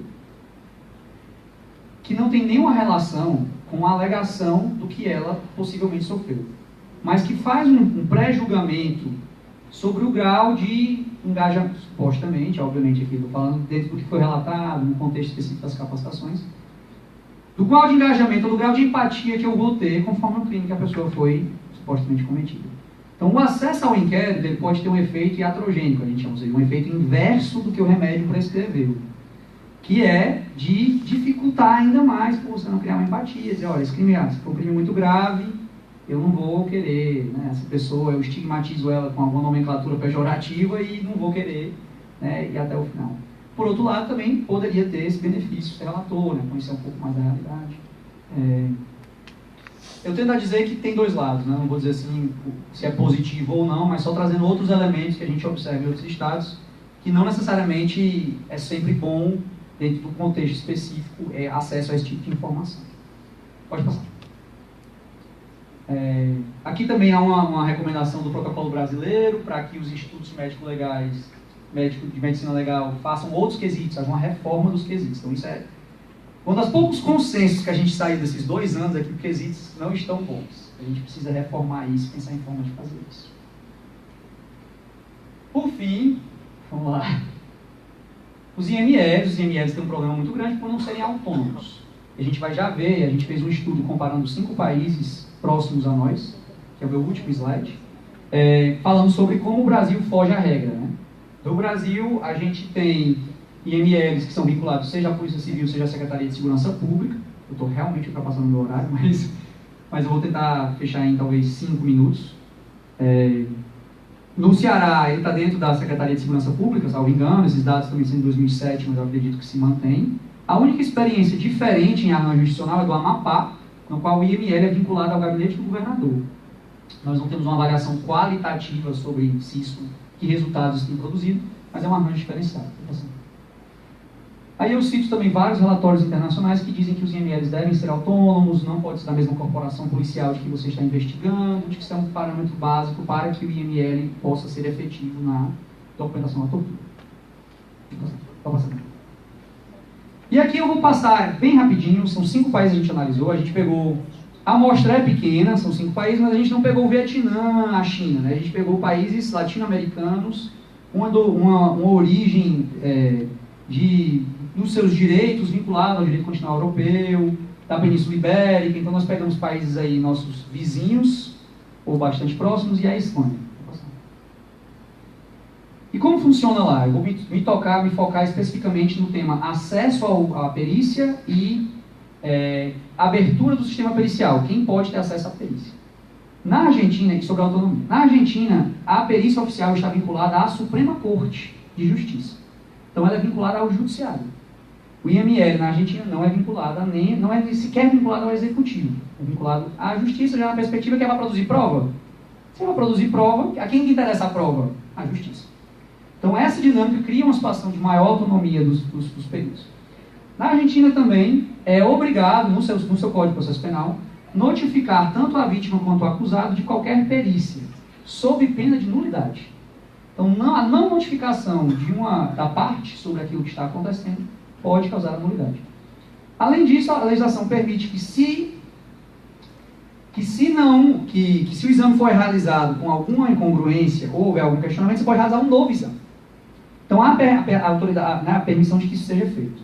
No Brasil, isso é extremamente restrito, a nossa lei não autoriza isso expressamente, a realização de um novo exame de corpo de delito, expressamente. O que a lei coloca é o exame complementar, que muitas vezes é para ver se a lesão, depois de 30 dias, permanece para a qualificação da lesão corporal. Que não é a mesma coisa, né? Tem uma outra finalidade. Então esse é outro tópico que é interessante. Eu nem consegui entrar nesse tópico, mas no Brasil, a perícia das partes ela é somente indireta, né? O assistente técnico, que o CPP coloca, ele só analisa o laudo do IML, ele não pode analisar a pessoa, né? É o que a gente chama de perícia indireta, e a perícia direta é exclusiva do IML. Pode passar. No Chile, o sistema é muito interessante, é um sistema aberto, que a gente chama. Então, a perícia oficial para fins criminais pode ser feita tanto pelo Serviço Médico Legal, como se fosse o nosso IML, quanto por qualquer outro serviço médico, qualquer hospital. Então, é mais ou menos como eu falei na Inglaterra, nos países anglo-saxões, que você vai no hospital, o hospital pode fazer. Essa reforma parece ter sido fomentada por um movimento das mulheres em relação aos crimes sexuais. Na perspectiva de que, por exemplo, no estupro, como é que funciona hoje no Chile? Se uma mulher sofre um estupro, ela vai para um hospital, ela vai ser atendida por uma ginecologista, essa ginecologista vai registrar as lesões, a ginecologista pode coletar o material biológico, né, o sêmen, porventura, do agressor, colocar esse sêmen numa cadeia de custódia, que é organizada nacionalmente com todos os hospitais públicos e privados, para garantir que, no futuro, se a polícia, né, encontrar a pessoa, ela tem como comparar o DNA dentro de uma cadeia de custódia regulamentada na legislação processual penal. Então, é um sistema avançadíssimo, com cadeia de custódia de DNA, e ele não restringe, ele especifica sobre crimes sexuais, por isso eu inferi que teve essa correlação por essa mudança de abertura. Na Espanha, a lei de enjuiciamento penal, que é como se fosse o código de processo penal deles, também fala que a perícia pode ser feita por um médico forense oficial ou por médicos regulares. Então também é um sistema aberto que permite ou um médico ou outro. E lá ele diz expressamente, é um direito da vítima indicar o médico. Vou usar um exemplo de novo do estupro. Se uma mulher sofre um estupro, não lhes parece que seria muito menos traumático, violador, a ginecologista que sempre lhe atende, que é a sua ginecologista sempre fazer o seu exame de corpo de delito? Você poder convocar alguém que você já tem confiança, que tem uma relação, que sabe seu histórico médico, para fazer a profilaxia de doenças, etc. E que essa informação, desde que é autorizada, possa ser usada como prova no processo penal. Ao invés da pessoa ter que ir na delegacia e contar a história, ter que ir no IML e contar a história, ter que ir no hospital e contar a história, o que é conhecido como um processo de revitimização. Estou dando o exemplo da tortura, do estupro, mas o mesmo se aplica para a tortura. A tortura, se você tiver um médico que lhe acompanha, que você tenha uma confiança, é um processo muito menos traumático você relatar uma tortura, seja psicológica, seja física, a alguém que você tem uma relação, etc.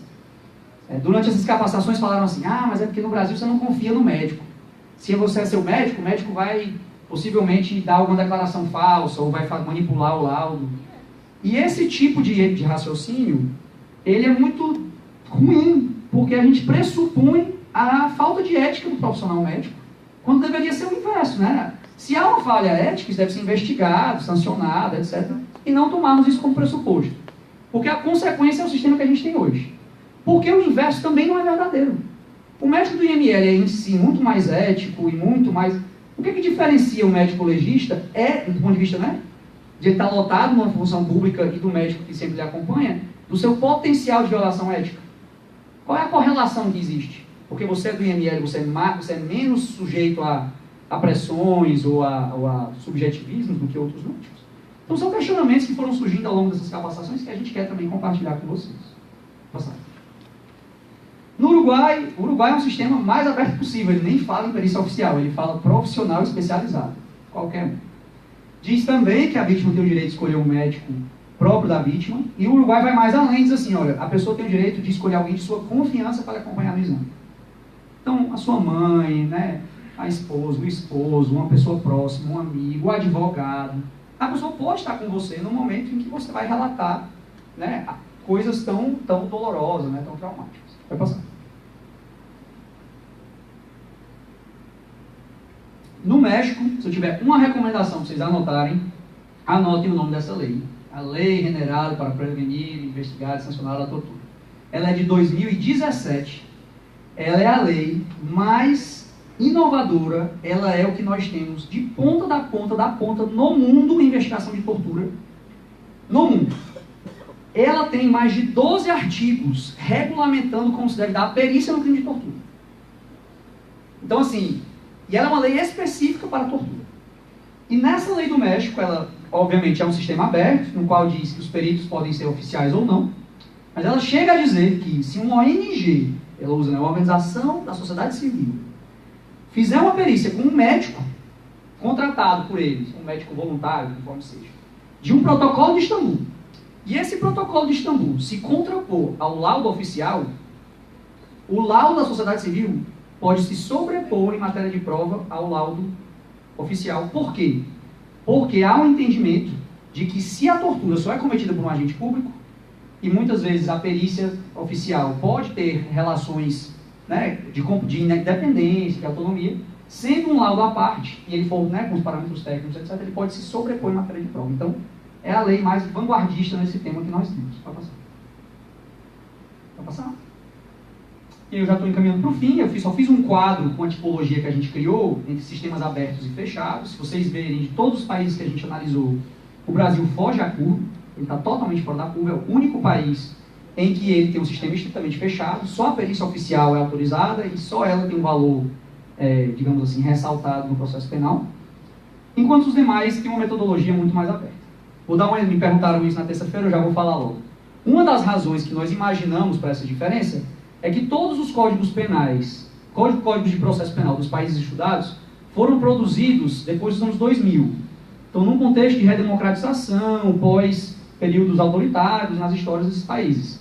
E o nosso Código de Processo Penal ainda é o de 1941. Por outro lado, atualmente se discute no Congresso Nacional a reforma do CPP, e um dos temas que nós estamos buscando, né, fazer um advocacy é para a inclusão de uma reforma na estrutura pericial para incluir um regime aberto, pelo menos nos temas de tortura, né, crimes cometidos por agentes públicos. Pode passar.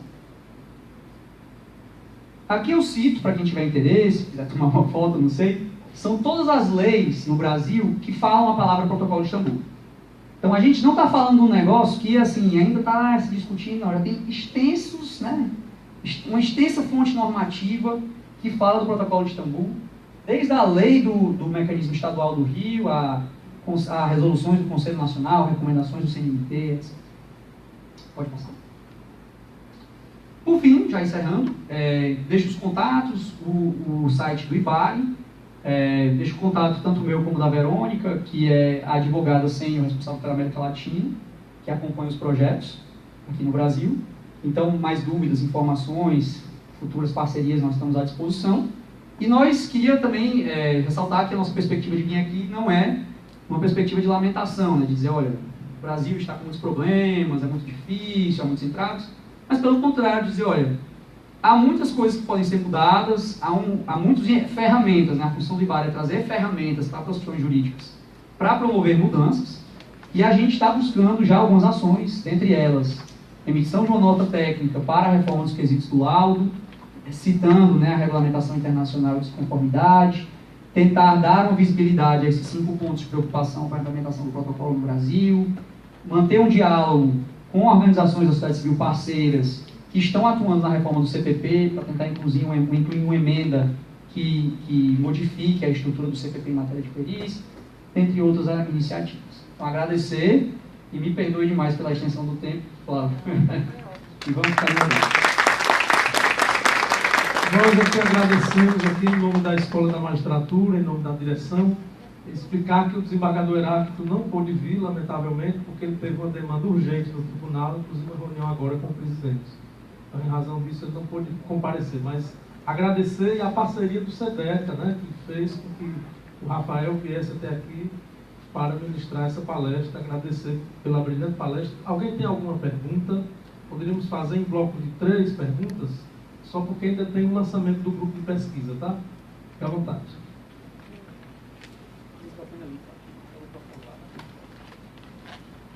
Lima vai passando o microfone. Boa tarde, Rafael. Meu nome é Eliana, eu sou da Defensoria Pública. E a minha pergunta vai ainda em relação ao ponto que você apresentou, que é sobre as autoridades que estão legitimadas em nosso ordenamento a fazer a requisição dessa perícia. A nossa lei complementar, a lei complementar 80, no seu artigo 128, autoriza os defensores públicos na forma como das prerrogativas a requisição, dentre outras coisas, de perícias. Existe a utilização do termo expresso perícias. E, infelizmente, isso não se tornou uma praxe, né, em nosso ordenamento. Há muita resistência a essa possibilidade de requisição. Não há nada que vede expressamente, inclusive a nossa lei complementar é posterior ao Código de Processo Penal, e é uma lei complementar federal. Não há nenhuma vedação, mas há uma resistência muito grande.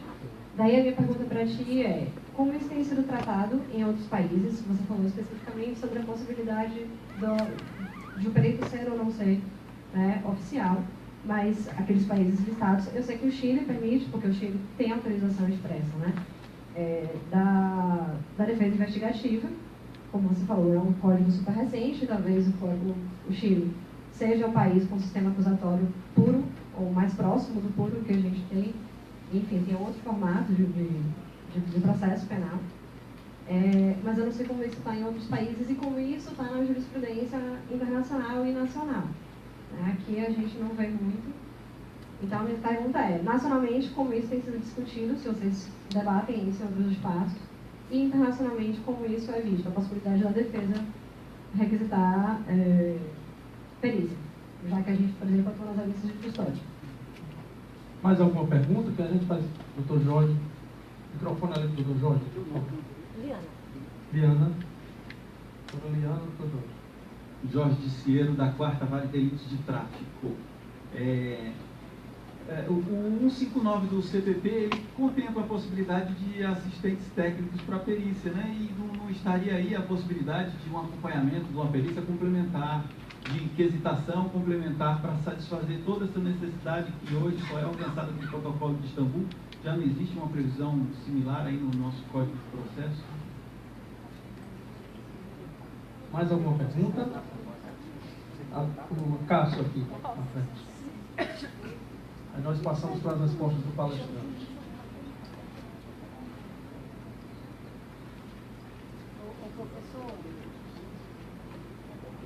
A senhora quer fazer uma pergunta também? Aguarda só um pouquinho.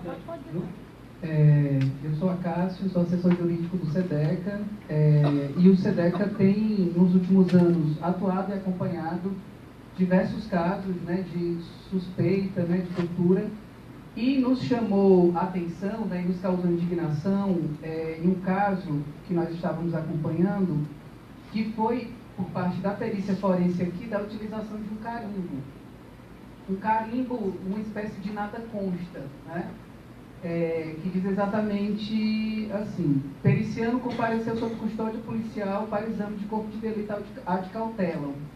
não exibe no momento lesões corporais recentes à data da presente perícia. Isso é um carimbo colocado na guia, né? Na verdade, carimbado na própria guia policial, né? A guia que pede a requisição para a realização do exame de corpo de delito. E aí queria indagar o Rafael, nessas experiências nacionais, se já teve acesso a isso, se isso é uma prática e de que forma isso pode ser também questionado nessa perspectiva de controle externo da atividade pericial, né? A gente tem uma atuação como sociedade civil de realização de controle social da execução da política pública, do sistema de justiça também, mas essa provocação que você nos faz, né, me fez lembrar esse escárnio que é a utilização de um carimbo para a aferição de possíveis achados de tortura. Rafael, você responde, depois a gente faz um outro bloco de 3 perguntas. Bem, vamos lá. Excelentes perguntas. Impressionante, né? Toda vida a gente aprende outras perspectivas. Por isso que é bom esse espaço de debate. Vou começar com a doutora Liana. Sobre a legitimação do acesso à perícia. De fato, você tem toda a razão.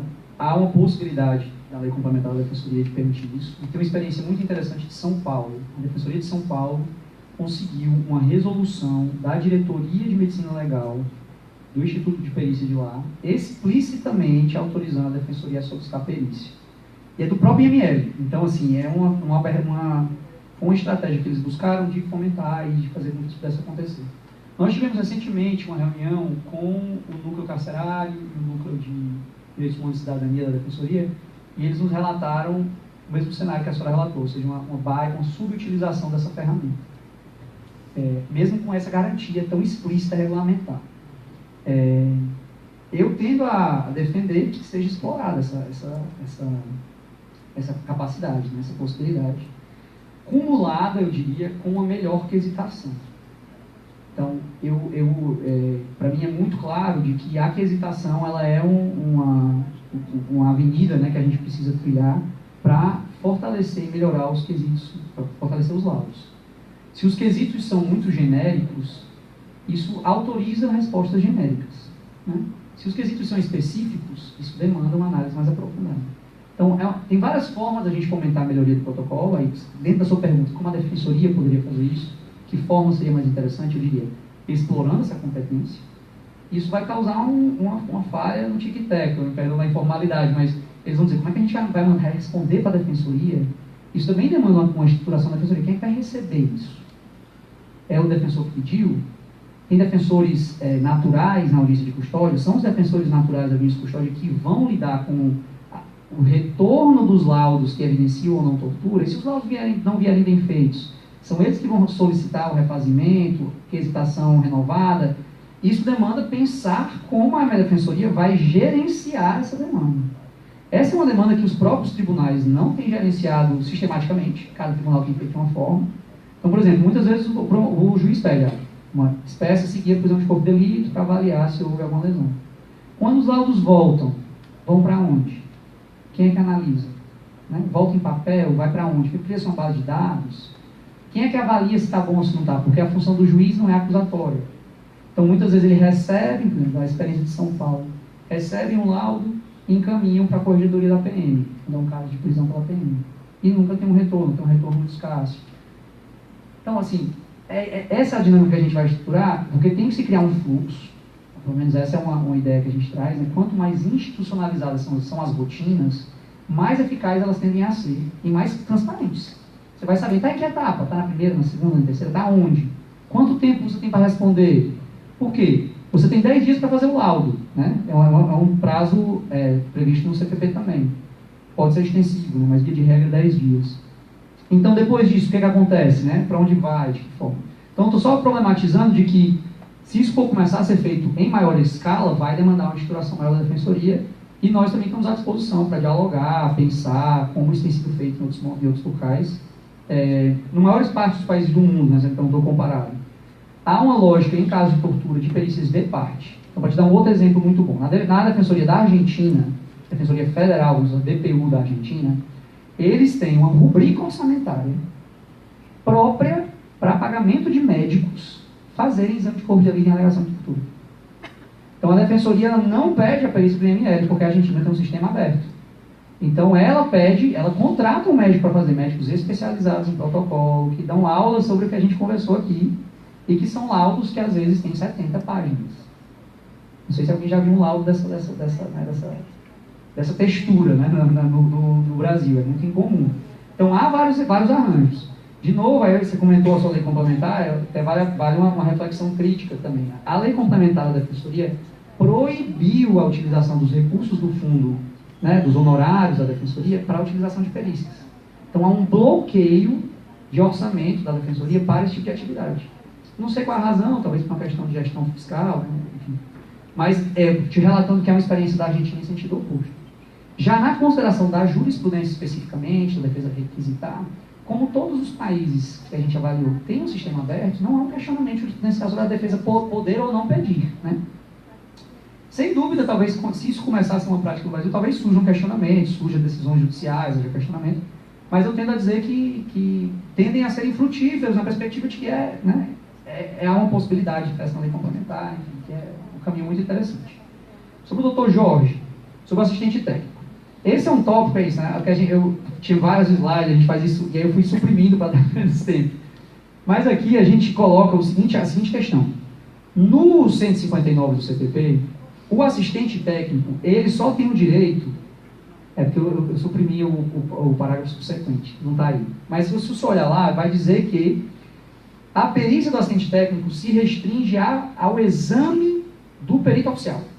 Então, concretamente na dinâmica processual penal, seria o laudo do IML, do exame de corpo de delito, o assistente técnico analisa o laudo, e não a pessoa. Não há uma possibilidade de refeitura do exame de corpo de delito. Inclusive pela cultura vigente de que se o hematoma já não está visível, já não tem sentido de fazer. Então, essa lógica. Então, uma resposta simples. O assistente técnico é a mesma coisa de perícia de parte? Não. O assistente técnico, na nossa legislação, só é autorizado a fazer perícia indireta. Um perito de parte faz perícia direta. O que eu quero dizer com perícia direta? Perícia na pessoa, né? Vem da pessoa no atendimento, etc., na avaliação própria. É assim que muitos países adotam, né, a dinâmica de produção de prova com peritos de parte. Então, infelizmente, o CPP ainda não alberga essa dinâmica, apesar de que há uma possibilidade, a única possibilidade das partes participarem da produção de prova é com assistente técnico, que se tiver um laudo de um e de outro, não é a mesma coisa, porque é uma perícia indireta e, de alguma forma, permite um pouco contraditório. Pode fazer um paralelo sobre o que aconteceu com o Fernando Collor, da Elisa Samúdio, que matou e teve um parecer de um médico que era independente, de um perito independente, não foi alguma aplicação disso que você está... Eu não conheço a especificidade do caso, eu não conseguiria comentar. Tá. Mas foi de morte? Foi de morte e houve um perito oficial que deu uma versão que foi assimilada... A gente tem, só eu posso lhe comentar sobre isso. Na perícia pós-mortem, que é normalmente a autópsia ela é raríssima de ser refeita. Porque depois que um cadáver é autopsiado, ele segue para o enterro, né? Ou para a crematura, conforme o caso. As ações de exumação de corpos são raras e difícil dos juízes concederem devido a toda a questão do trauma da família. Então, eu não conheço a especificidade do caso, mas se eu tivesse que suspeitar, eu suspeitaria de que foi uma perícia indireta, ou seja, foi uma perícia a partir das fotos, do laudo cadavérico. Ele teve acesso ao local do crime, ele voltou... Mas não no cadáver. Eu acho que é difícil, assim, seria muito excepcional. É possível, mas não é comum. Eu não teria conhecido, mas também no caso de automobilização pública, talvez tenha acontecido. Mas nesse caso, o assistente técnico também segue a mesma linha de uma perícia complementar. Ter acesso ao local do crime é mais fácil, né? Se o local do crime estiver, né, de alguma forma, isolado, né? Você pode ter um acesso. No caso do PC Farias, nunca ouviu falar dele? Já ouvi falar no caso do PC, sim, conheço, mas eu não conheço a especificidade da perícia, né? Então não conseguiria comentar. Sobre o acaso, sobre a questão do carimbo. Esse é um tema, eu diria, de uma resposta muito simples, né? Há uma completa inconformidade com o protocolo de Istambul, você ter um carimbo negatório de lesão, né? Por quê? O que é que o protocolo de Istambul tem que ter? O que é que um laudo tem que ter? No mínimo, o laudo tem que ter uma parte chamada histórico, médico, que a pessoa vai dizer o que a pessoa teve antes e tal. Ela tem que ter uma parte que são as alegações da vítima, em que você abre aspas e diz, a vítima alega, abre aspas, fui torturado assim, o policial me bateu assim, ou aconteceu isso assim, assim. Isso tem que ter aspas. Sem aspas é um mau relatório. E depois tem que ter os achados médico-legais. Você vai dizer as marcas, você vai dizer os sintomas, se a pessoa está sentindo dor, etc. Tem que ter avaliação psicológica. E encerrado isso, tem que ter a conclusão. E a conclusão tem que ser uma análise de consistência. Eu não estou nem falando de análise de credibilidade, que seria outro capítulo. Que tem tabelas de checklist por especialistas internacionais de como avaliar o que a pessoa está me dizendo é crível ou não, né? Qual é o índice de credibilidade, conforme vários parâmetros. Mas é outro assunto. Mas é isso. Ter um carimbo, a priori, viola completamente essas normativas, né? Não há uma análise individualizada do caso, ou simplesmente tem um carimbo. Né? Então, seria bem isso. Então, seria um chamado, né, assim, para ser mudado, né? Seria uma prática objeto de reforma.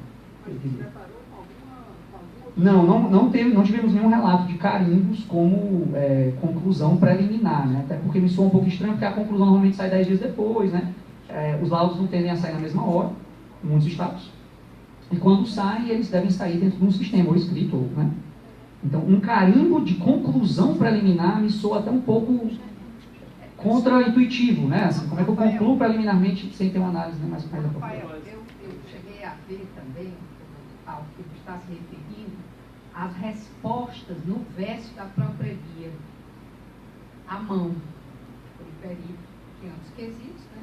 E a resposta na própria guia, no verso da guia, a resposta. É mais ou menos o mesmo. É isso. O carimbo também é na guia policial. Pronto, é como se fosse a guia e a resposta porque já... ele já está direcionando, né, o carimbo na guia policial, né? Eu entendi dessa forma. Não é na resposta do laudo, não é isso? É na própria guia.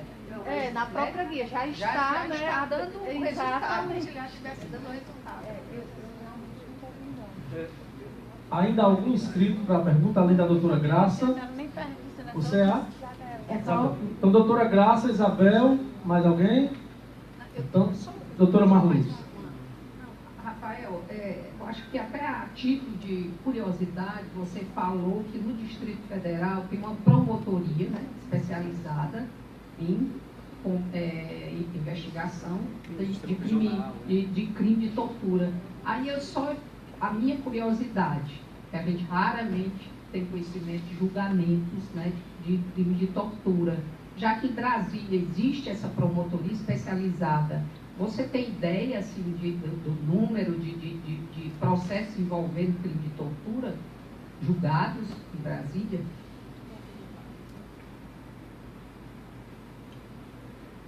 Pode fazer logo a pergunta, a gente faz um bloco de 3, né? Então, é nesse sentido também que eu olho aqui e vejo a juventude, você é uma criança, né? E nessa luta, e você tem umas palavras que você diz assim, aqui nós não estamos para lamentar, né? Mas eu acho assim que precisa muito lamento. O meu é praticamente um lamento. Porque a gente vive, as experiências que eu tenho, por onde eu passei, a gente vê essa tortura dia a dia, é uma coisa visível, inquestionável.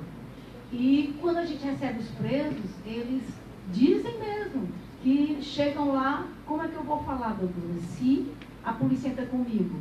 E normalmente a tortura é depois que sai do exame. Né? E porque, como fazer? Como a gente mudar essa realidade? Porque ela vem acontecendo, e a gente sabe que toda essa violência é consequência dessa omissão da gente, de nós, autoridades.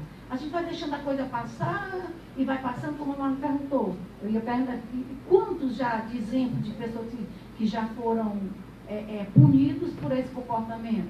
Olha, nos nossos presídios, por exemplo, é o que mais ele diz, doutor, o que mais me dá, que eu nunca vou esquecer, é apanhar dentro do presídio sem saber por quê. Eu cheguei a levar os juízes para a democracia, levar a deputada responsável pelos direitos humanos, porque eles pediram para falar. E levei, e eles, não, mas não existe isso.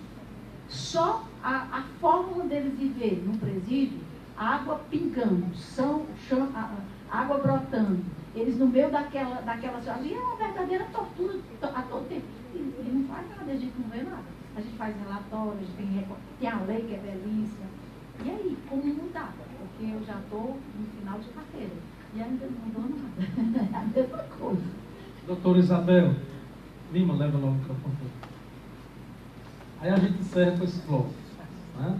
Passa para a segunda parte, que é o lançamento do grupo, daqui a pouco. Boa tarde. O professor Flávio não lembra, mas é meu professor também. Eu lembrei de você, sim. Cadeira de Filosofia do Direito. E Rafael também tem meu amigo, companheiro de luta. Então, o que eu ia perguntar, Rafael, se há alguma experiência de pensando, agora eu estou trabalhando na Ouvidoria Estadual de Direitos Humanos, a gente tem recebido muitas situações envolvendo violência institucional, sobretudo policial, e aí essa questão da tortura psicológica, né, que você colocou. Então, assim, muitas ameaças de profissionais da segurança, olha, eu vou te levar para aquele outro território. E como você falou muito bem hoje também, a gente está passando por uma semana de prevenção e combate à tortura no Ceará, né? Acabou ontem o seminário, então eu gostaria de saber se existe alguma experiência concreta de uma perícia voltada para vítimas de violência policial. Porque, assim, já antes da ouvidoria, na militância da sociedade civil, mas agora no Estado, né, compondo a ouvidoria, existe uma dificuldade, que é diálogo que o Acácio falou, né? A nível de segurança pública, polícia civil, de ser esse espaço acolhedor e seguro para que a pessoa relate que sofreu a violência, mas, sobretudo, uma coisa que eu tenho percebido é que tem que haver algo específico para uma perícia para esse tipo de coisa. Essa pessoa ela não vai sozinha para a perícia forense. Muitas vezes tem que ser acompanhada. E tem também esse senso comum dos membros do Sistema de Segurança Pública e Justiça, além da própria pessoa. Ah, não, doutora, já saiu machucado, mas não é só o machucado, as ameaças, aquilo que foi falado. Existem pessoas que tiraram foto, a filmagem. Então, eu gostaria que você falasse um pouquinho se existe algum diálogo para que, ou alguma experiência de perícia forense bem sucedida, porque enquanto a gente não conseguir periciar esse tipo de violência praticada, né, pela profissional de segurança, fica muito complicado. E a outra questão, você falou também muito importante, de outras formas de tortura, não só a física, tendo visto o lápis temporal que pelo relato pode ser obtido. Existe alguma recomendação do Mecanismo Nacional, do Comitê Nacional, para que as perícias façam concursos para mais psicólogos, né, psiquiatras? Eu estou entendendo que você, né, tem colocado a importância de ter outros profissionais, para além dos médicos, para que dê conta desses relatos, né? E também, se você pudesse falar sobre experiências de reparação às vítimas. Aí eu acredito que a Defensoria Pública tem um papel fundamental nesse diálogo e na provocação do Estado para reparar essas vítimas, né? Então, é isso. Obrigada. Muito obrigado pelas perguntas. Vou começar pela doutora Marcos. Sobre a Promotoria Especial do DF. Infelizmente, posso ressaltar outro exemplo. Há 2 exemplos no Brasil de unidades especializadas na investigação, não é especificamente tortura, mas de crimes cometidos por agentes públicos, no sentido mais amplo, né? Vinculados sobretudo ao sistema prisional. A primeira experiência, ela surge em 2010, em Rondônia, em Porto Velho, em decorrência do massacre que aconteceu na presídio Lúcio Franco. Foi criada uma delegacia especializada em crimes cometidos dentro do sistema prisional. Então, que eu tenho conhecimento, é a primeira e única experiência de delegacia especializada nisso. E tem a experiência do DF com a promotoria também especializada. Não temos dados, não foi objeto dessa nossa investigação e pesquisa sobre quais são os resultados dessas experiências. Sem dúvida nenhuma, seria interessantíssimo se debruçar sobre isso e avaliar se essa especialização produziu bons resultados. Porque, às vezes, há outros entraves que, ainda assim, possibilitaram bons resultados, ou não, ou talvez tenham tido excelentes resultados, ações de tortura com condenações né, com uma perspectiva de responsabilização interessante. Mas, infelizmente, nós não possuímos esses dados. Também não há dados sistematizados a nível nacional de condenações em tortura. Há algumas pesquisas localizadas, né, uma pesquisa muito interessante de 2012, salvo engano, 2015, que contabilizou todas as ações penais de tortura na segunda instância do TJ de São Paulo, de 2004 a 2014, durante 10 anos. E são bem poucas ações que foram para o segundo grau, que não necessariamente, né, a gente não sabe quantas tem no primeiro grau, porque a instrução demora muito, etc. Mas em segundo grau são bem poucas, e a grande maioria salvo engano, 70%, são de tortura qualificada entre particulares. Então, um avô com um filho, essa situação, uma criança, uma professora, coisas que não são dentro da dinâmica policial, de privação de liberdade. Então, que demonstra ainda menos, ações nesse sentido. Vou terminar com a doutora Graça antes disso, né? Eu vou responder a Isabel logo. Isabel, sobre a tortura psicológica, violência policial, no Brasil nós não temos um conhecimento de uma boa prática, ou de uma prática exitosa, porque também não que não exista, mas é que não foi objeto de nossa análise. Na verdade, o nosso interesse foi com o diagnóstico do desconhecimento do protocolo, né? Dificilmente há espaços como esse, né, para discussão disso, para introdução desse tema. As faculdades de Direito não abordam. As disciplinas de Medicina Legal, seja no curso de Medicina, seja no curso de Direito, não aborda esse tema, é muito raro, não está na grade curricular, Protocolo de Istambul, dentro dos currículos de Medicina Legal, em qualquer um dos cursos. Então, é um diálogo que a gente quer ter com o MEC, sei lá, pensar outras formas de incluir isso dentro do curso de graduação. Então, é uma falta de informação. Sobre o acesso à perícia de quem está em liberdade, né, sofreu uma violência policial, não está preso, e que quer ter acesso ao IML por ter sofrido essa violência psicológica, etc. Aí eu vou fazer um link aqui das próprias perguntas. Eu acho que a Defensoria tem um excelente papel nisso, né, de buscar, na perspectiva da reparação, também esse ponto. Eu não mencionei isso por falta de tempo e tive que reduzir os slides, mas o Protocolo de Istambul expressamente diz: a sua função é documentação da tortura. Não é somente a responsabilização criminal. Então, ela tem um viés, é algo que a gente também tem tentado dialogar com os médicos legistas, assim, olha, você não está ali para punir o policial somente, você está ali para garantir direitos. Por quê? Porque a gente tem algumas outras experiências no mundo em que protocolos de Istambul, por exemplo, foram usados para ação de indenização contra o Estado, foram usados, por exemplo, a pessoa tem um trauma grandíssimo, psicológico, quem é que vai conseguir, né, financiar, né, custear um tratamento psicológico dessa pessoa? Se a culpa foi diretamente do Estado, né, a responsabilidade foi estatal direta. Então, há ações que têm vinculadas medidas de reparação como assistência psicológica, indenização também, para quem sofre tortura, né, por agentes públicos do Estado, mas numa perspectiva cível e não somente criminal. Inclusive, tem indícios muito interessantes, no país, na Espanha, as ações cíveis têm mais sucesso no judiciário do que as criminais, que há uma resistência também à responsabilização de agentes públicos, isso em todos os países do mundo. Então é isso, eu acho que a gente precisa também desenvolver essa perspectiva de que a reparação ela é uma finalidade, o protocolo de Istambul é feito para isso. Também menciono que muitas ações na Corte Interamericana de Direitos Humanos são usados meios de prova ao protocolo de Istambul. Então, isso é curioso, estava até discutindo isso outro dia. No Brasil, a nossa perícia é fechada para a questão criminal, mas ela não é fechada para a questão civil. Os juízes podem designar um perito ad hoc, né, perito dentro do processo civil. E na jurisdição internacional, muito menos, não tem limitação. Então, você pode fazer um protocolo com médicos, não legistas, não oficiais, e desenvolver, né, prova para que seja utilizável em outros processos. É isso, eu recomendaria de que houvesse, né, talvez eu tento dizer, essa é uma opinião, né, mais minha do que propriamente das nossas conclusões institucionais, de que o espaço da delegacia, etc., ele tem limitações naturais, né? Faz parte de uma força policial, está dentro de uma dinâmica que investiga crimes, e muitas vezes não crimes dessa natureza. Eu acho que a possibilidade de especialização de alguma unidade policial é um caminho interessante, já que a pessoa lidaria mais com esse tipo de crime e não com outros.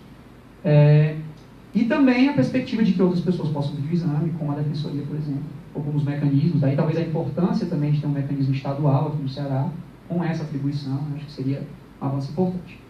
Sobre recomendações para a contratação de pessoal. Não é algo que temos recomendações muito numerosas, sobre isso não temos, é algo que não se desenvolveu ainda, mas acho que você deu até uma ideia, né, de que isso precisa ser mais pautado. Né? Mas isso também se coloca no contraponto entre, ok, os IMLs precisam ser mais habilitados, por outro lado também seria interessante abrir o nosso sistema, né, não ser só o IML a única pessoa a produzir esse tipo de laudo. Como mudar, doutora Graça? Eu acho que espaços como esse são passos importantes, a gente dá visibilidade. Nós tentamos trazer aqui alguns pontos de preocupação que possam se transformar em ferramentas. Então, eu acho que um dos primeiros pontos se for distribuído o protocolo, é se apropriar do protocolo, exigir que, no mínimo, todo laudo siga o anexo 4. No mínimo. Mas a lógica do protocolo de Istambul não é um checklist, a lógica do protocolo de Istambul ouvir a pessoa, buscar o relato, fazer análise de consistência dos relatos, das alegações, ele não é necessariamente encarar tudo que a pessoa está alegando como verdade. Muito claro. É formas técnicas, periciais, né, baseadas em evidências científicas sobre relato, consistência dos relatos e os achados físicos, né, as evidências físicas e psicológicas. Então, eu acho que fomentar isso, e se o laudo não veio dessa forma, se o laudo veio com carimbo, isso não deve ser considerado aceitável.